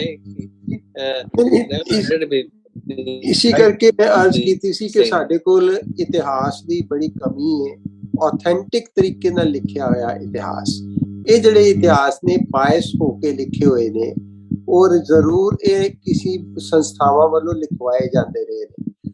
ਅੱਜ ਵੀ ਤੁਸੀਂ ਦੇਖਦੇ ਹੋ ਕਿ ਬੜੀਆਂ ਸਾਰੀਆਂ ਸੰਸਥਾਵਾਂ ਜਿਹੜੀਆਂ ਨੇ ਉਹ ਸਿੱਖ ਧਰਮ ਦੇ ਵਿਰੁੱਧ ਕੰਮ ਕਰ ਰਹੀਆਂ, ਔਰ ਉਹ ਕਹਿ ਰਹੀਆਂ ਕਿ ਇਹ ਤਾਂ ਬਿਲਕੁਲ ਉਹ ਕਹਿਣਾ ਚਾਹੁੰਦੀਆਂ ਕਿ ਇਹ ਬਿਲਕੁਲ ਹਿੰਦੂ ਧਰਮ ਵਿੱਚੋਂ ਨਿਕਲੇ ਹੋਏ ਨੇ ਔਰ ਇਹਨਾਂ ਦੀ ਆਪਣੀ ਕੋਈ ਵਿਸ਼ੇਸ਼ਤਾ ਨਹੀਂ। ਚਾਹੇ ਉਹ ਗਿਆਨੀ ਗਿਆਨ ਸਿੰਘ ਹੋਰਾਂ ਦਾ ਲਿਖਿਆ ਹੋਇਆ ਇਤਿਹਾਸ ਹੋਵੇ ਜਾਂ ਭਾਈ ਸੰਤੋਖ ਸਿੰਘ ਹੋਰਾਂ ਦਾ ਲਿਖਿਆ ਹੋਇਆ ਇਤਿਹਾਸ ਹੋਵੇ, ਤੁਸੀਂ ਦੇਖਦੇ ਹੋ ਕਿ ਉਹਦੇ ਵਿੱਚ ਇਤਿਹਾਸ ਵਰਗੀ ਜਿਹੜੀ ਪ੍ਰਵੀਣਤਾ ਹੋਣੀ ਚਾਹੀਦੀ ਹੈ ਉਹ ਉਹਦੇ ਵਿੱਚੋਂ ਗੈਰ ਹਾਜ਼ਰ ਹੈ। ਇਸੇ ਕਰਕੇ ਅਸੀਂ ਅੱਜ ਤੱਕ ਇਹ ਨਹੀਂ ਡਿਸਾਈਡ, ਬਹੁਤ ਪੁਰਾਣਾ ਨਹੀਂ ਹੈ ਪਰ ਅਸੀਂ ਅੱਜ ਤੱਕ ਵੀ ਨਹੀਂ ਡਿਸਾਈਡ ਕਰ ਸਕੇ ਕਿ ਸਾਡੇ ਪਹਿਲੇ ਗੁਰੂ ਨਾਨਕ ਦੇਵ ਜੀ ਦਾ ਜਿਹੜਾ ਜਨਮ ਹੈ ਉਹ ਕੱਤਕ ਦਾ ਹੈ ਕਿ ਵਿਸਾਖ ਦਾ ਹੈ। ਕੱਤਕ ਕੇ ਵਿਸਾਖ ਨਾਲ ਦੀ ਕਿਤਾਬ ਜਿਹੜੀ ਹੈ ਉਹ ਅਜੇ ਵੀ ਕੰਟਰੋਵਰਸੀ ਵਰਗੀ ਕਿਤਾਬ ਜਿਹੜੀ ਹੈ ਉਹ ਬਣੀ ਹੋਈ ਹੈ। ਅਸੀਂ ਉਹ ਤੇ ਦੇਖੋ ਜਨਮ ਦੀ ਗੱਲ ਹੈ ਨਾ, ਜਨਮ ਤੇ ਫਿਰ ਅਸੀਂ ਕਹਿ ਦਿੰਦੇ ਕਿ ਚਲੋ ਜੀ, ਕੁਛ ਲੋਕ ਕਹਿੰਦੇ ਚਲੋ ਉਦੋਂ ਮਨਾ ਲਿਆ ਜਾਂ ਉਦੋਂ ਮਨਾ ਲਿਆ, ਉਹ ਤੇ ਫਿਰ ਵੀ ਜਨਮ ਦੀ ਤਰੀਕ ਦਾ ਰੌਲਾ ਹੈ ਨਾ ਇੱਕ। ਲੇਕਿਨ ਉਹਨਾਂ ਦੀ ਜਦੋਂ ਚੜ੍ਹਾਈ ਕਰਦੇ ਆ, ਚੜ੍ਹਾਈ ਕਰਨ ਤੋਂ ਬਾਅਦ ਕਿਸ ਤਰ੍ਹਾਂ ਉਹਨਾਂ ਦੇ ਸਰੀਰ ਦਾ ਸੰਭਾਲ ਕਿਸ ਤਰ੍ਹਾਂ ਹੋਈ, ਉੱਥੇ ਤੇ ਬਿਲਕੁਲ ਹੀ ਗਵਾਚੇ ਪਏ ਅਸੀਂ। ਬਿਲਕੁਲ ਬਿਲਕੁਲ ਚਾਦਰ ਪਾ ਦਿੱਤੀ, ਚਾਦਰ ਦੇ ਥੱਲੇ ਫੁੱਲ ਨਿਕਲ ਆਇਆ, ਗਵਾਚ ਗਿਆ ਗੁਰੂ ਮਹਾਰਾਜ। ਇਸ ਤਰ੍ਹਾਂ ਦੀਆਂ ਇਤਿਹਾਸ, ਇਹਨੂੰ ਇਤਿਹਾਸ ਨਹੀਂ ਕਿਹਾ ਜਾ ਸਕਦਾ। ਇਹ ਜਿਹੜੀਆਂ ਸਾਖੀ ਨੁਮਾ ਕਹਾਣੀਆਂ ਨੇ, ਇਹੋ ਕਹਾਣੀ ਜਿਹੜੀ ਕਵੀ ਸੰਤੋਖ ਸਿੰਘ ਨੇ ਲਿਖੀ ਹੋਈ ਹੈ, ਜਿਹੜੀ ਫੁੱਲ ਵਾਲੀ ਕਹਾਣੀ ਹੈ। ਹਾਂਜੀ ਬਿਲਕੁਲ ਬਿਲਕੁਲ। ਮੈਂ ਇਹਦੇ ਬਾਰੇ ਥੋੜੀ ਜੀ, ਵਾਹਿਗੁਰੂ ਜੀ, ਜੀ ਸਰ ਥੋੜੀ ਜਿਹੀ ਇਹਦੇ ਬਾਰੇ ਮੈਂ ਇੱਕ ਆਪਣੀ ਰਾਏ ਦੇਣੀ ਚਾਹੁੰਦਾ। ਇਹ ਸ਼੍ਰੋਮਣੀ ਕਮੇਟੀ ਦੀਆਂ ਕਿਤਾਬਾਂ ਦੇ ਵਿੱਚ ਅਸੀਂ ਸ਼ੁਰੂ ਤੋਂ ਹੀ ਪੜ੍ਹਦੇ ਆਏ ਆ, ਇਹ ਜਿਹੜੀ ਚਾਦਰ ਵਾਲੀ ਜਿਹੜੀ ਹੈਗੀ ਆ ਸਾਖੀ। ਤੇ ਮੈਂ ਆਪਣੇ ਮਸਕੀਨ ਜੀ ਜਿਹੜੇ ਹੈਗੇ ਨੇ, ਮਸਕੀਨ ਜੀ ਜਿਹੜੇ ਨੇ ਉਹ ਆਪਣੀ ਕਥਾ ਦੇ ਵਿੱਚ ਥੋੜੀ ਜਿਹੀ ਇਹਦੀ ਐਕਸਪਲੇਨੇਸ਼ਨ ਦਿੰਦੇ ਆ ਕਿ ਇਹ ਦਿਸ ਕੁਡ ਬੀ ਪੋਸੀਬਲ, ਵੀ ਕਿਸ ਤਰ੍ਹਾਂ ਹੋਇਆ ਹੋਏਗਾ। ਤੇ ਵੈਸੇ ਵੀ ਮੈਂ ਜੇ ਧਾਰਮਿਕ ਪੱਖੋਂ ਦੇਖਾਂ ਤੇ ਇਸ ਨੂੰ ਜਿਹੜਾ ਤੁਸੀਂ ਕਿਸ ਤਰ੍ਹਾਂ ਐਕਸਪਲੇਨ ਕਰੋਗੇ ਕਿ ਹਿੰਦੂ ਔਰ ਸਿੱਖ ਦੋਨੋਂ ਉਹਨਾਂ ਦੇ ਸੀਗੇ ਉਸ ਵੇਲੇ, ਜਿਹੜੇ ਸਿੱਖ ਸੀਗੇ, ਔਰ ਉਹਨਾਂ ਨੂੰ ਅਜੇ ਨਹੀਂ ਕਲੀਅਰ ਸੀਗਾ ਕਿ ਅਸੀਂ ਡੈਡ ਬੋਡੀ ਨੂੰ ਕਿਸ ਤਰ੍ਹਾਂ ਜਿਹੜਾ ਹੈ ਇਸ ਨੂੰ ਕਰਨਾ ਹੈ। ਤੇ this is supposed, this is something supposed ਕਿ ਇੱਕ ਕੰਟਰੋਵਰਸੀ ਆਈ ਹੋਏਗੀ, ਔਰ ਇਸ ਕੰਟਰੋਵਰਸੀ ਨੂੰ ਇੱਕ ਰਾਈਟਰ ਜਿਹੜਾ ਹੈਗਾ ਉਹਨੇ ਆਪਣੇ ਢੰਗ ਨਾਲ, ਮੰਨ ਲਓ ਉਹਨੇ ਕੁਝ ਮੈਨੂਪੂਲੇਸ਼ਨ ਕੀਤੀ ਹੈ ਜਾਂ ਉਸਦੇ ਕੋਲ ਕੋਈ ਸੋਰਸ ਸੀਗਾ, he managed to explain it। ਅਸੀਂ ਇਸ ਢੰਗ ਨਾਲ ਲਈਏ, ਅਸੀਂ ਕਿਉਂ ਡਿਨਾਈ ਕਰੀਏ ਕਿ ਉਸ ਵੇਲੇ ਹਿੰਦੂ ਵੀ ਸੀਗੇ, ਸਿੱਖ ਵੀ ਸੀਗੇ, ਔਰ ਉਹਨਾਂ ਕੋਲੇ ਫੈਸਲਾ ਕਰਨਾ ਮੁਸ਼ਕਲ ਸੀਗਾ ਕਿ ਇਸ ਬੋਡੀ ਦਾ ਅਸੀਂ ਕੀ ਕਰਨਾ ਹੈ। ਅਸੀਂ ਇਹਦੇ ਮੁਤਾਬਕ ਸੋਚੀਏ ਤੇ ਫਿਰ ਸਾਨੂੰ ਕੁਛ ਨਾ ਕੋਈ ਜਵਾਬ ਮਿਲੇਗਾ। Thank you for your views. ਪਰ ਆਪਾਂ ਬਹੁਤ ਦੂਰ ਚਲੇ ਗਏ ਆਪਣੇ ਸਬਜੈਕਟ ਤੋਂ। ਆਪਣਾ ਸਬਜੈਕਟ ਜਿਹੜਾ ਸੀ ਉਹ ਇਹ ਆ ਕਿ ਵੀ ਜਿਹੜੇ ਬ੍ਰਿਟਿਸ਼ ਹਿਸਟੋਰੀਅਨ ਸੀਗੇ ਉਹਨਾਂ ਦੀਆਂ ਕੀ ਕੰਟਰੀਬਿਊਸ਼ਨ ਸੀ, ਜਾਂ ਸਾਡੇ ਜਿਹੜੇ ਹਿਸਟੋਰੀਅਨ ਸੀ ਸਿੱਖ ਰਾਜ ਦੇ ਫਾਲ ਬਾਬਤ, ਸਿੱਖ ਰਾਜ ਦੇ ਕਿਉਂ ਤਬਾਹੀ ਹੋ ਗਈ, ਇਹਨਾਂ ਪਾਸੇ ਸਾਡਾ ਬਾਕੀ ਅਸੀਂ ਹੋਰ ਪਾਸੇ। ਪਰ ਕਹਿਣ ਦਾ ਭਾਵ ਇਹ ਆ ਕਿ ਵੀ ਸਾਡੇ ਜਿਹੜੇ ਸਬਜੈਕਟ ਨੇ ਹਿਸਟਰੀ ਵਗੈਰਾ, ਇਹ ਜਿਹੜੇ ਇਹਨਾਂ ਨੂੰ ਮੁੜ ਕੇ ਸਾਨੂੰ ਕੋਸ਼ਿਸ਼ ਕਰਨੀ ਚਾਹੀਦੀ ਹੈ, ਇਹਨਾਂ ਵਿੱਚ ਕਿਵੇਂ ਉਤਸ਼ਾਹ ਪੈਦਾ ਕੀਤਾ ਜਾਵੇ ਸਾਡੇ ਲੋਕਾਂ ਦਾ। ਸਾਡਾ ਜਿਹੜਾ ਇਕੱਲਾ ਗੁਰਦੁਆਰਿਆਂ 'ਚ ਬੈਠੇ ਸ਼ਬਦ ਗਾਈ ਜਾਓ ਨਾ ਤੇ ਵਾਹਿਗੁਰੂ ਵਾਹਿਗੁਰੂ ਕਰੀ ਜਾਵੋ, ਇਹ ਜਿਹੜਾ ਹੈਗਾ this is not enough, we are gone into a wrong track. ਕਿ ਸਾਡਾ ਜਿਹੜਾ ਜ਼ਿਆਦਾ ਟਾਈਮ ਜਿਹੜਾ ਇਹਨਾਂ ਚੀਜ਼ਾਂ 'ਚ ਲੱਗ ਜਾਂਦਾ ਤੇ ਅਸੀਂ ਭੁੱਲ ਗਏ ਆ ਕਿ ਸਾਨੂੰ ਸਾਰੀਆਂ ਚੀਜ਼ਾਂ ਦੀ ਲੋੜ ਆ ਕੌਮ ਦੀ ਤਰੱਕੀ ਦੇ ਲਈ, ਤੇ ਉਹਨਾਂ ਨੂੰ ਕਿਵੇਂ ਲੈ ਕੇ ਆਉਂਦਾ ਫੋਕਸ ਦੇ ਵਿੱਚ। ਜਿਹੜਾ ਕੋਈ ਆਰਟਸ ਪੜ੍ਹਨ ਲੱਗਦਾ ਕਹਿੰਦੇ ਹਾਂ ਜੀ ਪਹਿਲਾ ਫਿਰਨਾ ਦਾ ਆਰਟਸ ਲੈ ਲਾ ਤੂੰ। ਇਹਦੇ ਕਿ ਵੀ ਸਾਨੂੰ ਜੇ ਅਸੀਂ ਇਕਨੋਮਿਕ ਸਟੱਡੀ ਕਰਦੇ ਹਾਂ, ਹਿਸਟਰੀ ਸਟੱਡੀ ਕਰਦੇ ਹਾਂ, ਜਾਂ ਤੇ ਉਹਦਾ ਵੀ ਕੋਈ ਨਾ ਕੋਈ ਚੰਗੇ ਤਰੀਕੇ ਨਾਲ ਸਿੱਖਣਾ ਚਾਹੀਦਾ ਤਾਂ ਕਿ ਸਾਡੇ ਜਿਹੜੀ ਮਿਹਨਤ ਕੀਤੀ ਹੋਈ ਆ, ਸਾਡਾ ਟਾਈਮ ਸਪੈਂਡ ਕੀਤਾ ਹੋਇਆ, ਉਹ ਕੌਮ ਦੇ ਲਿਖੇ ਲੱਗ ਸਕੇ। ਇਹ ਕਿ ਵੀ ਚਾਹ ਪਾਣੀ ਛੱਕ ਕੇ ਆਗੇ ਘਰੋਂ ਘਰੀ ਠੀਕ ਹੈ ਜੀ ਆਰਟਸ ਲਏ ਹੋਏ ਆ, ਇਹੋ ਜਿਹੀਆਂ ਜਿਹੜੀਆਂ ਆਦਤਾਂ ਬਣੀਆਂ ਹੋਈਆਂ ਨੇ ਇਹਨਾਂ ਨੂੰ ਰੋਕਣ ਦੀ ਲੋੜ ਹੈ, ਸਾਨੂੰ ਉੱਚੇ ਉੱਠਣ ਦੀ ਲੋੜ ਹੈ। ਕਿਵੇਂ ਬਾਕੀ ਮੁਲਕਾਂ ਦੇ ਵਿੱਚ ਵੀ ਇਹੋ ਜਿਹੇ ਜਿਹੜੇ ਸਬਜੈਕਟਸ ਨੇ, ਕਿਵੇਂ ਰਿਸਰਚ ਕਰਨ ਤੇ ਮਿਹਨਤ ਕਰਦੇ, ਕਿਵੇਂ ਜਿਹੜੇ ਸਿਵਲਾਈਜੇਸ਼ਨ ਨੇ ਉਹਨਾਂ ਚ ਇੰਪਰੂਵਮੈਂਟ ਆਈ ਹੈ। ਸੋ ਇਹਨਾਂ ਚੀਜ਼ਾਂ ਦਾ ਧਿਆਨ ਰੱਖਦੇ ਹੋਏ ਆਈ ਥਿੰਕ ਟਾਈਮ ਹੋ ਗਿਆ ਸਾਡਾ, we'll have to close this session। ਤੇ ਆਪਾਂ ਨੂੰ ਅਗੇਨ ਜਿਹੜਾ ਬੰਦੀ ਛੋੜ ਦਿਵਸ ਹੈ ਤੁਹਾਨੂੰ ਮੁਬਾਰਕ ਹੋਵੇ ਸਭ ਨੂੰ, ਤੇ ਨਾਲੇ ਜਿਹੜੀ ਦੀਵਾਲੀ ਆ ਰਹੀ ਹੈ ਤੇ ਮਦਰ ਸਾਹਿਬ ਕੌਰ ਦਾ ਜਨਮ ਵੀ ਮੁਬਾਰਕ ਹੋਵੇ। ਸੋ ਸਾਨੂੰ ਜਿਹੜੇ ਸਾਡੀਆਂ ਕਰੰਟ ਸਿਚੁਏਸ਼ਨ ਨੇ ਉਹਨਾਂ ਨੂੰ ਮੋਰ ਗੁਰੂ ਮਹਾਰਾਜ ਦੇ, ਜਿਵੇਂ ਸਾਨੂੰ 5 ਖੰਡਾਂ 'ਚ ਫਿਲਾਸਫੀ ਦੱਸੀ ਆ ਮਹਾਰਾਜ ਨੇ ਕਿ ਵੀ ਧਰਮ ਖੰਡ, ਗਿਆਨ ਖੰਡ, ਸਰਮ ਖੰਡ, ਕਰਮ ਖੰਡ, ਸੱਚਖੰਡ, ਉਸ ਲਿਹਾਜ਼ ਨਾਲ ਚੱਲਣ ਦੀ ਲੋੜ ਹੈ। ਇਹ ਨਹੀਂ ਕਿ ਅਸੀਂ ਸ਼ੀਪ ਮੈਂਟੈਲਿਟੀ ਦੇ ਵਿੱਚ ਪਈਏ, ਇੱਕ ਭੇਡ ਨੇ ਛਾਲ ਮਾਰੀ ਤੇ ਬਾਕੀਆਂ ਵੀ ਉਸੇ ਤਰ੍ਹਾਂ ਹੀ ਹੋ ਗਈਆਂ। ਇਸ ਪਾਸੋਂ ਨਿਕਲਣ ਦੀ ਲੋੜ ਹੈ। ਤਾਂ ਅਸੀਂ ਬਹੁਤ ਪੜ੍ਹਦੇ ਹਾਂ, ਆਪਣੀ ਅਰਦਾਸ ਕਰਦੇ ਹਾਂ ਜੀ ਮਹਾਰਾਜ ਜੀ ਵਿਵੇਕਦਾਨ, ਪਰ ਜਦੋਂ ਸਾਡਾ ਕੰਮ ਆਉਂਦਾ ਵਿਵੇਕਤਾ ਨੂੰ ਵਰਤੋਂ ਵਿੱਚ ਲੈ ਕੇ ਆਉਣ ਦਾ, ਉਦੋਂ ਅਸੀਂ ਉਸ ਤੋਂ ਕਦੀ ਕਤਰਾ ਜਾਂਦੇ ਹਾਂ ਕਿ ਨਹੀਂ ਜੀ ਇਹ ਕੰਟਰੋਵਰਸੀ ਹੈ ਜਾਂ ਇਹ ਹੋ ਜਾਏਗਾ ਉਹ ਹੋ ਜਾਏਗਾ। ਤੇ ਇਹੀ ਚੀਜ਼ਾਂ ਜਿਹੜੀਆਂ ਡਾਇਲੌਗ ਨੇ ਮਹਾਰਾਜ ਨੇ ਸਾਡੇ ਵਿੱਚ ਪੈਦਾ ਕੀਤੀ ਹੈ, ਗੁਰੂ ਮਹਾਰਾਜ ਨੇ ਜਦੋਂ ਕਿ ਵੀ ਭਾਈ ਵਿਚਾਰੋ, ਵਿਚਾਰ ਜਿਹੜੀ ਹੈ ਜਿੰਨਾ ਚ ਵਿਚਾਰਧਾਰਾ ਨਹੀਂ ਅਸੀਂ ਸਟਰੋਂਗ ਕਰਦੇ, ਗੁਰੂ ਅਨੁਸਾਰ ਨਹੀਂ ਪੈਦਾ ਕਰਦੇ, ਤੇ ਉਹਨਾਂ ਸਾਡਾ ਜਿਹੜਾ ਹੈਗਾ ਤਰੱਕੀ ਨਹੀਂ ਹੋ ਸਕਦੀ। ਸੋ ਸਾਡੇ ਜਿਹੜੇ ਹੈਗੇ ਨੇ ਕੌਮ ਦੇ ਸਾਨੂੰ ਦੰਦੇ ਰਹੇ, ਇਹ ਸਹੀ ਫਰਜ਼ ਹੈ ਕਿ ਅਸੀਂ ਆਪਣਾ ਸਵੈ ਉਸ ਨੂੰ ਅਸੀਂ ਐਗਜ਼ਾਮਨ ਕਰੀਏ, ਇੰਟਰੋਸਪੈਕਸ਼ਨ ਕਰੀਏ ਆਪਣੀ, ਕਿ ਅਸੀਂ ਕਿਵੇਂ ਸਾਡੇ ਜਿਹੜੇ ਹੈਗੇ ਆਦਤਾਂ ਤੋਂ ਉੱਚੇ ਉੱਠ ਕੇ ਇਹ ਜਿਹੜਾ ਸਾਡਾ ਜੀਵਨ ਹੈ ਉਸ ਨੂੰ ਗੁਰੂ ਆਸੇ ਅਨੁਸਾਰ ਲਿਵ ਕਰ ਸਕੀਏ। ਤੇ ਫਿਰ ਸਾਡੇ ਜਿਹੜਾ ਮਹਾਰਾਜ ਦੇ ਜਿਹੜੀਆਂ ਕੁਰਬਾਨੀਆਂ ਦਿੱਤੀਆਂ ਹੋਈਆਂ, ਉਪਦੇਸ਼ ਦਿੱਤੇ ਹੋਏ ਨੇ, ਉਹਨਾਂ ਤੋਂ ਸਾਡਾ ਵੀ ਜੀਵਨ ਸਵਰੇਗਾ ਤੇ ਅਸੀਂ ਸਰਬੱਤ ਦੇ ਭਲੇ ਦੇ ਵਿੱਚ ਵੀ ਲੱਗ ਸਕਾਂਗੇ। ਸੋ ਇਹਨੇ ਤੁਹਾਡਾ ਸਾਰਿਆਂ ਦਾ ਬਹੁਤ ਬਹੁਤ ਧੰਨਵਾਦ for taking part in the program, and next time ਦੇ ਲਈ ਕੋਈ ਸੁਝਾਅ ਵੀ ਕਿਹੜਾ ਸਬਜੈਕਟ ਤੁਸੀਂ ਡਿਸਕਸ ਕਰਨਾ ਚਾਹੁੰਦੇ ਆ ਲਈ ਮੈਂ ਸ਼ੇਅਰ ਕਰੀ। Can you suggest me what would you like for next time, next week?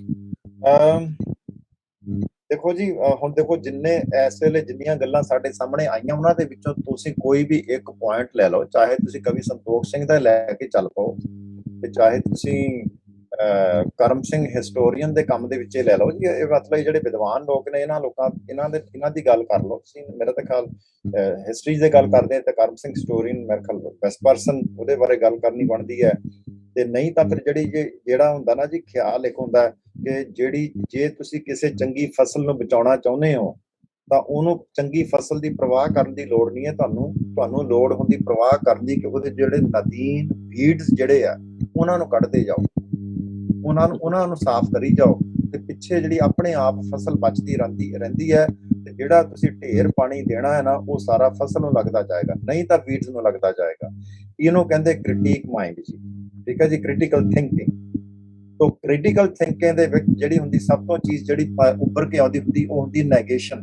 ਤੁਹਾਡੇ ਵਿੱਚ ਨੈਗੇਸ਼ਨ ਦੀ ਪਾਵਰ ਹੋਣੀ ਚਾਹੀਦੀ ਹੈ ਕਿ ਤੁਸੀਂ ਕਿਸੇ ਵੀ ਗਲਤ ਚੀਜ਼ ਨੂੰ ਨੰਬਰ 1 ਤੇ ਪਹਿਲਾਂ ਤੁਸੀਂ ਨੈਗੇਟ ਕਰਕੇ ਸਾਈਡ ਤੇ ਰੱਖ ਦਿਓ, ਨੈਗੇਟ ਕਰੋ ਉਹਨੂੰ। ਤੋ ਇਹ ਜਿਹੜੀ ਚੀਜ਼ ਹੈ, ਇਹ ਫਿਲਾਸਫੀ ਜਿਹੜੀ ਹੈ ਇਹ ਗੁਰੂ ਨਾਨਕ ਦੀ ਫਿਲਾਸਫੀ ਹੈ। ਤੇ ਮੈਂ ਇਸ ਚੀਜ਼ ਨੂੰ ਬਹੁਤ ਚੰਗੀ ਤਰ੍ਹਾਂ ਮੰਨਦਾ ਕਿ ਗੁਰੂ ਨਾਨਕ ਦੇਵ ਜੀ ਨੇ ਜਦੋਂ ਗੱਲ ਹੀ ਸ਼ੁਰੂ ਕੀਤੀ ਗੁਰੂ ਗ੍ਰੰਥ ਸਾਹਿਬ ਦੀ ਤੇ ਉਹਨਾਂ ਨੇ ਫਿਲਾਸਫੀ ਇੱਥੋਂ ਸ਼ੁਰੂ ਕਰ ਦਿੱਤੀ ਕਿ ਨੈਗੇਸ਼ਨ ਤੋਂ। ਠੀਕ ਹੈ ਜੀ, ਸੋਚਿਆ ਸੋਚ ਨਾ ਹੋ ਗਈ, ਚੁੱਪਿਆ ਚੁੱਪ ਨਾ ਹੋ ਗਈ, ਭੁੱਖਿਆ ਭੁੱਖ ਨਾ ਉਤਰੀ, ਸਹਿਜ ਸਿਆਣਪਾ ਲੱਖ ਹੋਏ ਤਾਂ ਇੱਕ ਨਾ ਚੱਲੇ ਨਾਲ। ਸਵਾਰੀ ਪਹਿਲਾਂ ਰੱਦ ਕਰਕੇ ਰੱਖ ਦਿੱਤਾ ਸਾਰਾ ਕੁਝ। ਠੀਕ ਹੈ ਜੀ, ਉਸ ਤੋਂ ਬਾਅਦ ਕੋਈ ਪੁੱਛੇ ਕਿ ਕਿਉਂ ਨਹੀਂ ਜੀ ਨਹਾਉਣਾ ਚਾਹੀਦਾ, ਕਿਉਂ ਸਹਿਜ ਸਿਆਣਪਾ ਕਿਉਂ ਨਹੀਂ ਹੋਣੀਆਂ ਚਾਹੀਦੀਆਂ, ਭੁੱਖੇ ਰਹਿਣਾ ਕਿਉਂ ਮਾੜਾ ਹੈ, ਸਮਾਧੀ ਲਾਉਣੀ ਕਿਉਂ ਮਾੜੀ ਹੈ, ਹੁਣ ਕੋਈ ਪੁੱਛੇ ਤੇ ਫਿਰ ਗੁਰੂ ਮਹਾਰਾਜ ਜੀ ਅਗਾਂਹ ਫਿਰ ਦੱਸਣਗੇ। ਤਾਂ ਇਸ ਵਾਸਤੇ ਫਰਸਟ ਆਫ ਆਲ ਸਾਡੇ ਵਿੱਚ ਇਹ ਗਟਸ ਹੋਣਾ ਚਾਹੀਦਾ ਕਿ ਜਿਹੜੀ ਚੀਜ਼ ਗਲਤ ਹੈ ਉਹਨੂੰ ਨੈਗੇਟ ਕਰਨ ਦੀ ਸਾਡੇ ਵਿੱਚ ਸ਼ਕਤੀ ਹੋਵੇ। ਤਾਂ ਇਸ ਹਿਸਾਬ ਦੇ ਨਾਲ ਚੱਲੀਏ ਜੇ ਕੁਝ ਸਿੱਖਣਾ ਤਾਂ। Thank you. That's a very good point. Dr. Narendra Singh, just for 1 minute, please. ਇਹ ਗੱਲ ਤਾਂ ਠੀਕ ਹੈ ਕਿ ਨੈਗੇਟ ਕਰਕੇ ਤੁਸੀਂ ਆਪਣੀ ਗੱਲ ਜਿਹੜੀ ਇੱਕ ਪ੍ਰੋਫੈਸ ਕਰ ਸਕਦੇ ਹੋ। ਨਿਰਭਉ, ਨਿਰਵੈਰ, ਅਕਾਲ, ਅਮੂਰਤ, ਇਹ ਜਿਹੜੀਆਂ ਸਾਰੀਆਂ ਗੱਲਾਂ ਨੇ ਇਹ ਕਰਦੀਆਂ ਬਈ ਤੁਸੀਂ ਨਾ ਕਰਕੇ ਨੀਤੀ ਦਾ ਜਿਹੜਾ ਸਿਧਾਂਤ ਹੈ ਉਹ ਇਹਦੇ ਤੇ ਲਾਗੂ ਹੁੰਦਾ ਹੈ ਕਿ ਤੁਸੀਂ ਇਹ ਵੀ ਨਹੀਂ, ਇਹ ਵੀ ਨਹੀਂ, ਤੇ ਫਿਰ ਤੁਸੀਂ ਉੱਥੇ ਪਹੁੰਚਦੇ ਹੋ ਕਿ ਉਹ ਕੀ ਹੈ। ਪਰ ਗੱਲ ਇਹ ਹੈ, ਸਾਡਾ ਟੌਪਿਕ ਸੀ ਕਿ ਅਗਲੀ ਵਾਰੀ ਅਸੀਂ ਕੀ ਡਿਸਕਸ ਕਰੀਏ। ਇਹਦੇ ਬਾਰੇ ਕੋਈ ਕਲੈਰਿਟੀ ਅਜੇ ਮੈਨੂੰ ਤਾਂ ਘੱਟੋ ਘੱਟ ਨਹੀਂ ਹੋਈ, ਜੇ ਦੱਸੋ ਤਾਂ ਚੰਗਾ। ਡਾਕਟਰ ਵਾਸੂ, ਤੁਹਾਡਾ ਕੀ ਵਿਚਾਰ ਹੈ, ਕੀ ਡਿਸਕਸ ਕਰਨਾ ਚਾਹੀਦਾ ਨੈਕਸਟ ਟਾਈਮ? ਜੀ ਅੱਗੇ ਜਿਸ ਤਰ੍ਹਾਂ ਤੁਸੀਂ ਕਰ ਰਹੇ ਹੋ ਸਾਰਾ ਘਟਨਾਵਾਂ ਇਤਿਹਾਸ ਦੀਆਂ, ਅੱਗੇ ਤੁਸੀਂ ਤੋਰ ਸਕਦੇ ਹੋ ਅਗਲੀਆਂ ਗੱਲਾਂ ਨੂੰ ਵੀ। ਇਹਦੇ ਬੜੀ ਮੈਨੂੰ ਇਸ ਵੇਲੇ ਕੋਈ ਜ਼ਿਆਦਾ ਨਹੀਂ, ਤੁਸੀਂ ਆਪਣੇ ਵੱਲੋਂ ਵਿਸ਼ਾ ਅਗਲਾ ਦੱਸ ਦਿਓ ਤੇ ਅਸੀਂ ਮਤਲਬ ਉਹਦੇ ਪ੍ਰਤੀ ਤਿਆਰ ਹੋਵਾਂਗੇ। Doctor Mehrban Singh ji, thank you. ਠੀਕ ਹੈ ਜੀ, ਤੁਹਾਡਾ ਕੋਈ ਸਵਾਲ? ਆਪਾਂ ਜਿਸ ਤਰ੍ਹਾਂ ਵੀਰ ਜੀ ਸੁੱਚਾ ਸਿੰਘ ਜੀ ਨੇ ਦੱਸਿਆ ਜੀ, ਆਪਾਂ ਕੋਈ ਵੀ ਇੱਕ ਹਿਸਟੋਰੀਅਨ ਜਿਹੜੇ ਉਹਨਾਂ ਦੇ ਕੰਮ ਉਹ ਵੀ ਲੈ ਸਕਦੇ ਹਾਂ ਅਸੀਂ, ਉਹਨਾਂ ਦਾ ਕੰਮ ਦੀ ਜਿਹੜੀ ਡਿਟੇਲ ਜਿਹੜੀ ਹੈਗੀ ਹੈ। ਇਹ ਜਿਵੇਂ ਆਪਾਂ ਹਿਸਟੋਰੀਅਨ ਜਿਹੜੇ ਅੱਜ ਡਿਸਕਸ ਕੀਤੇ ਨੇ, ਇਹਨਾਂ ਨੇ ਕਰਮ ਸਿੰਘ ਜੀ ਦੀ ਗੱਲ ਕੀਤੀ ਹੈ, ਆਪਣੇ ਸੰਤੋਖ ਸਿੰਘ ਜੀ ਦਾ ਜਿਹੜਾ ਇਤਿਹਾਸ ਹੈਗਾ ਇਹ ਬਹੁਤ ਪੜ੍ਹਿਆ ਜਾਂਦਾ ਹੈ, ਇਹਦੇ ਬਾਰੇ ਹੋਰ ਵਿਚਾਰ ਹੋ ਸਕਦੀ ਹੈ। ਹਾਂਜੀ, ਚਲੋ ਫਿਰ let's talk about Karam Singh historian. ਜੇ ਤੁਸੀਂ ਪਾਰਟਿਕੂਲਰਲੀ ਮੇਰੇ ਕੋਲੋਂ ਪੁੱਛੋਗੇ ਤਾਂ ਜੀ ਮੈਂ ਤਾਂ ਕਹੂੰਗਾ ਜੀ ਕਿ ਸ਼੍ਰੀ ਗੁਰੂ ਗ੍ਰੰਥ ਸਾਹਿਬ ਜੀ ਤੇ ਜੇ ਕਨਸੈਂਟਰੇਸ਼ਨ ਲਿਆਉਂਦੇ ਹੋਏ ਤੇ ਉਹਦੇ ਵਿੱਚੋਂ ਤੁਸੀਂ ਰਾਗਮਾਲਾ ਇੱਕ ਕੰਟਰੋਵਰਸ਼ਲ ਪਾਰਟ ਹੈਗਾ, ਉਹਦੇ ਉੱਪਰ ਗੱਲ ਕਰ ਲਓ। ਰਾਗਮਾਲਾ ਦੇ ਉੱਪਰ ਸਾਰੇ ਰਿਸਰਚ ਕਰੋ, ਇੱਕ ਪੂਰਾ ਵੀਕ ਉਹਦੇ ਉੱਪਰ ਗੱਲ ਕਰ ਲਓ। ਤੇ ਇੱਕ point, that's a good point. ਆਪਾਂ ਜਿਹੜਾ ਇਸ ਵੇਲੇ ਕੰਟੈਂਪਰੇਰੀ ਸਿਚੁਏਸ਼ਨ ਹੈ ਉਹ ਇਹ ਹੈ ਕਿ ਵੀ ਥੈਂਕਸਗਿਵਿੰਗ ਆ ਰਿਹਾ, ਬੜਾ ਵੱਡਾ ਤਿਉਹਾਰ। ਇਹ ਯੂਜੂਅਲੀ ਅਸੀਂ ਜਿਹੜਾ ਗੁਰੂ ਨਾਨਕ ਸਾਹਿਬ ਦਾ ਜਨਮ ਦਿਨ ਨਵੇਂ ਕੈਲੰਡਰ ਰਾਹੀਂ ਤਾਂ ਸ਼ਾਇਦ ਨਹੀਂ ਨਾਨਕਸ਼ਾਹੀ ਦੇ ਨਾਲ, ਪਰ ਇਸੇ ਟਾਈਮ ਤੇ ਮਨਾਇਆ ਜਾਂਦਾ ਹੈ ਕਿ ਵੀ ਵਾਹਿਗੁਰੂ ਨੇ ਕਿਵੇਂ ਕਿਰਪਾ ਕਰਕੇ ਸੁਣੀ ਪੁਕਾਰ ਗੁਰੂ ਨਾਨਕ ਜੀ। ਇਸ ਕਰਕੇ ਅਸੀਂ ਹਾਂਜੀ ਅਸੀਂ ਵੀ ਇਸ ਬਾਬਤ ਸੋਚੀਏ ਕਿ ਵੀ ਕਿਵੇਂ ਸਾਨੂੰ ਇਹ ਥੈਂਕਸਗਿਵਿੰਗ ਦਾ ਤਿਉਹਾਰ ਵੀ ਮਨਾਉਣਾ ਚਾਹੀਦਾ। We can do that a week later, ਹਲੇ ਤੇ ਦਿਨ ਹੈਗੇ ਨੇ, ਪਰ next time we'll talk about Karam Singh historian and any other historian you may have you like to bring focus on it. ਠੀਕ ਹੈ। ਤੇ ਹਰਵੀਰ ਕੋਈ ਗੱਲ ਕਹਿਣੀ ਹੋਵੇ ਤੁਸੀਂ? Harveer, are you there? Anji, no, I'm good. Nothing to add today, but it's good listening to everybody. Thank you and happy Bandidor Chartavas. Everybody else is saying well. Thank you. Thank you. Thank you for joining us. Pawan Singh, you want to add anything here? Any historian? चलो कोई नहीं। ਗੁਰੂ So Nanak we were Sahib talking the about Karam Singh historian. ਮੈਂ ਵੀਰ ਜੀ ਗੁਰੂ ਨਾਨਕ ਸਾਹਿਬ ਦਾ ਗੁਰਪੁਰਬ ਲੰਘਿਆ ਹੋਏਗਾ ਉਦੋਂ, ਤੇ ਜੇ ਗੁਰੂ ਨਾਨਕ ਸਾਹਿਬ ਬਾਰੇ ਥੋੜੀ ਜਿਹੀ ਹੋਰ ਜਿਹੜੀ ਗੱਲ ਉਹਨਾਂ ਦੇ ਇਤਿਹਾਸ ਪ੍ਰਤੀ ਹੋ ਸਕਦੀ ਹੋਵੇ ਉਹ ਵੀ ਵਿੱਚ ਇਨਕਲੂਡ ਕਰ ਲੈਣਾ। Anji, we will come to that. After that, then we'll start talking about Guru Nanak Sahib dobara. But ਹਾਂਜੀ next time, let's talk about Karam Singh historian. ਤੇ ਕੋਈ ਹੋਰ ਇਸੇ ਤਰ੍ਹਾਂ ਐਸੋਸੀਏਟਡ ਹਿਸਟੋਰੀਅਨ ਹੋਣ ਤੇ ਸੋ ਮਚ ਸੋ ਮੈਂ ਕਈ ਵਾਰੀ ਸੋਚਦਾ ਹਾਂ ਹਕੀਕਤ ਰਾਏ ਜਿਹੜਾ ਉਹਦੀ ਕਹਾਣੀ ਜਿਹੜੀ ਹੈ ਆਉਂਦੀ ਤਾਂ ਬਸੰਤ ਪੰਚਮੀ ਦੇ ਵਾਲੇ ਲੈਸ ਫੋਰਗਟਨ ਐਪੀਸੋਡ ਕਿ ਵੀ ਘੱਟ ਹੀ ਯਾਦ ਕਰਦੇ ਆ ਤੇ ਹਿੰਦੂ ਜਿਹੜੇ ਲੋਕ ਨੇ ਉਹਨਾਂ ਨੇ ਹਕੀਕਤ ਰਾਹ ਨੂੰ ਹਿੰਦੂ ਰੂਪ ਹੀ ਦੇ ਰਹੇ ਨੇ, ਉਹ ਗੱਲ ਭੁੱਲ ਗਏ ਨੇ ਕਿ ਵੀ ਕਿਸ ਤਰ੍ਹਾਂ ਉਹਨਾਂ ਦੇ ਵੱਡੇ ਵਡੇਰਿਆਂ ਦਾ ਐਸੋਸੀਏਸ਼ਨ ਗੁਰੂ ਘਰ ਦੇ ਨਾਲ ਸੀ।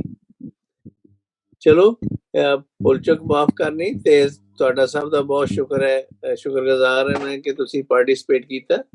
And then also thank you for the audience for your time.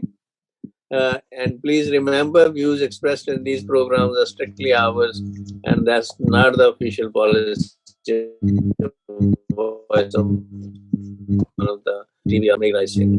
Again, बहुत बहुत धन्यवाद। वाहिगुरू जी का खालसा वाहिगुरू जी की फतेह।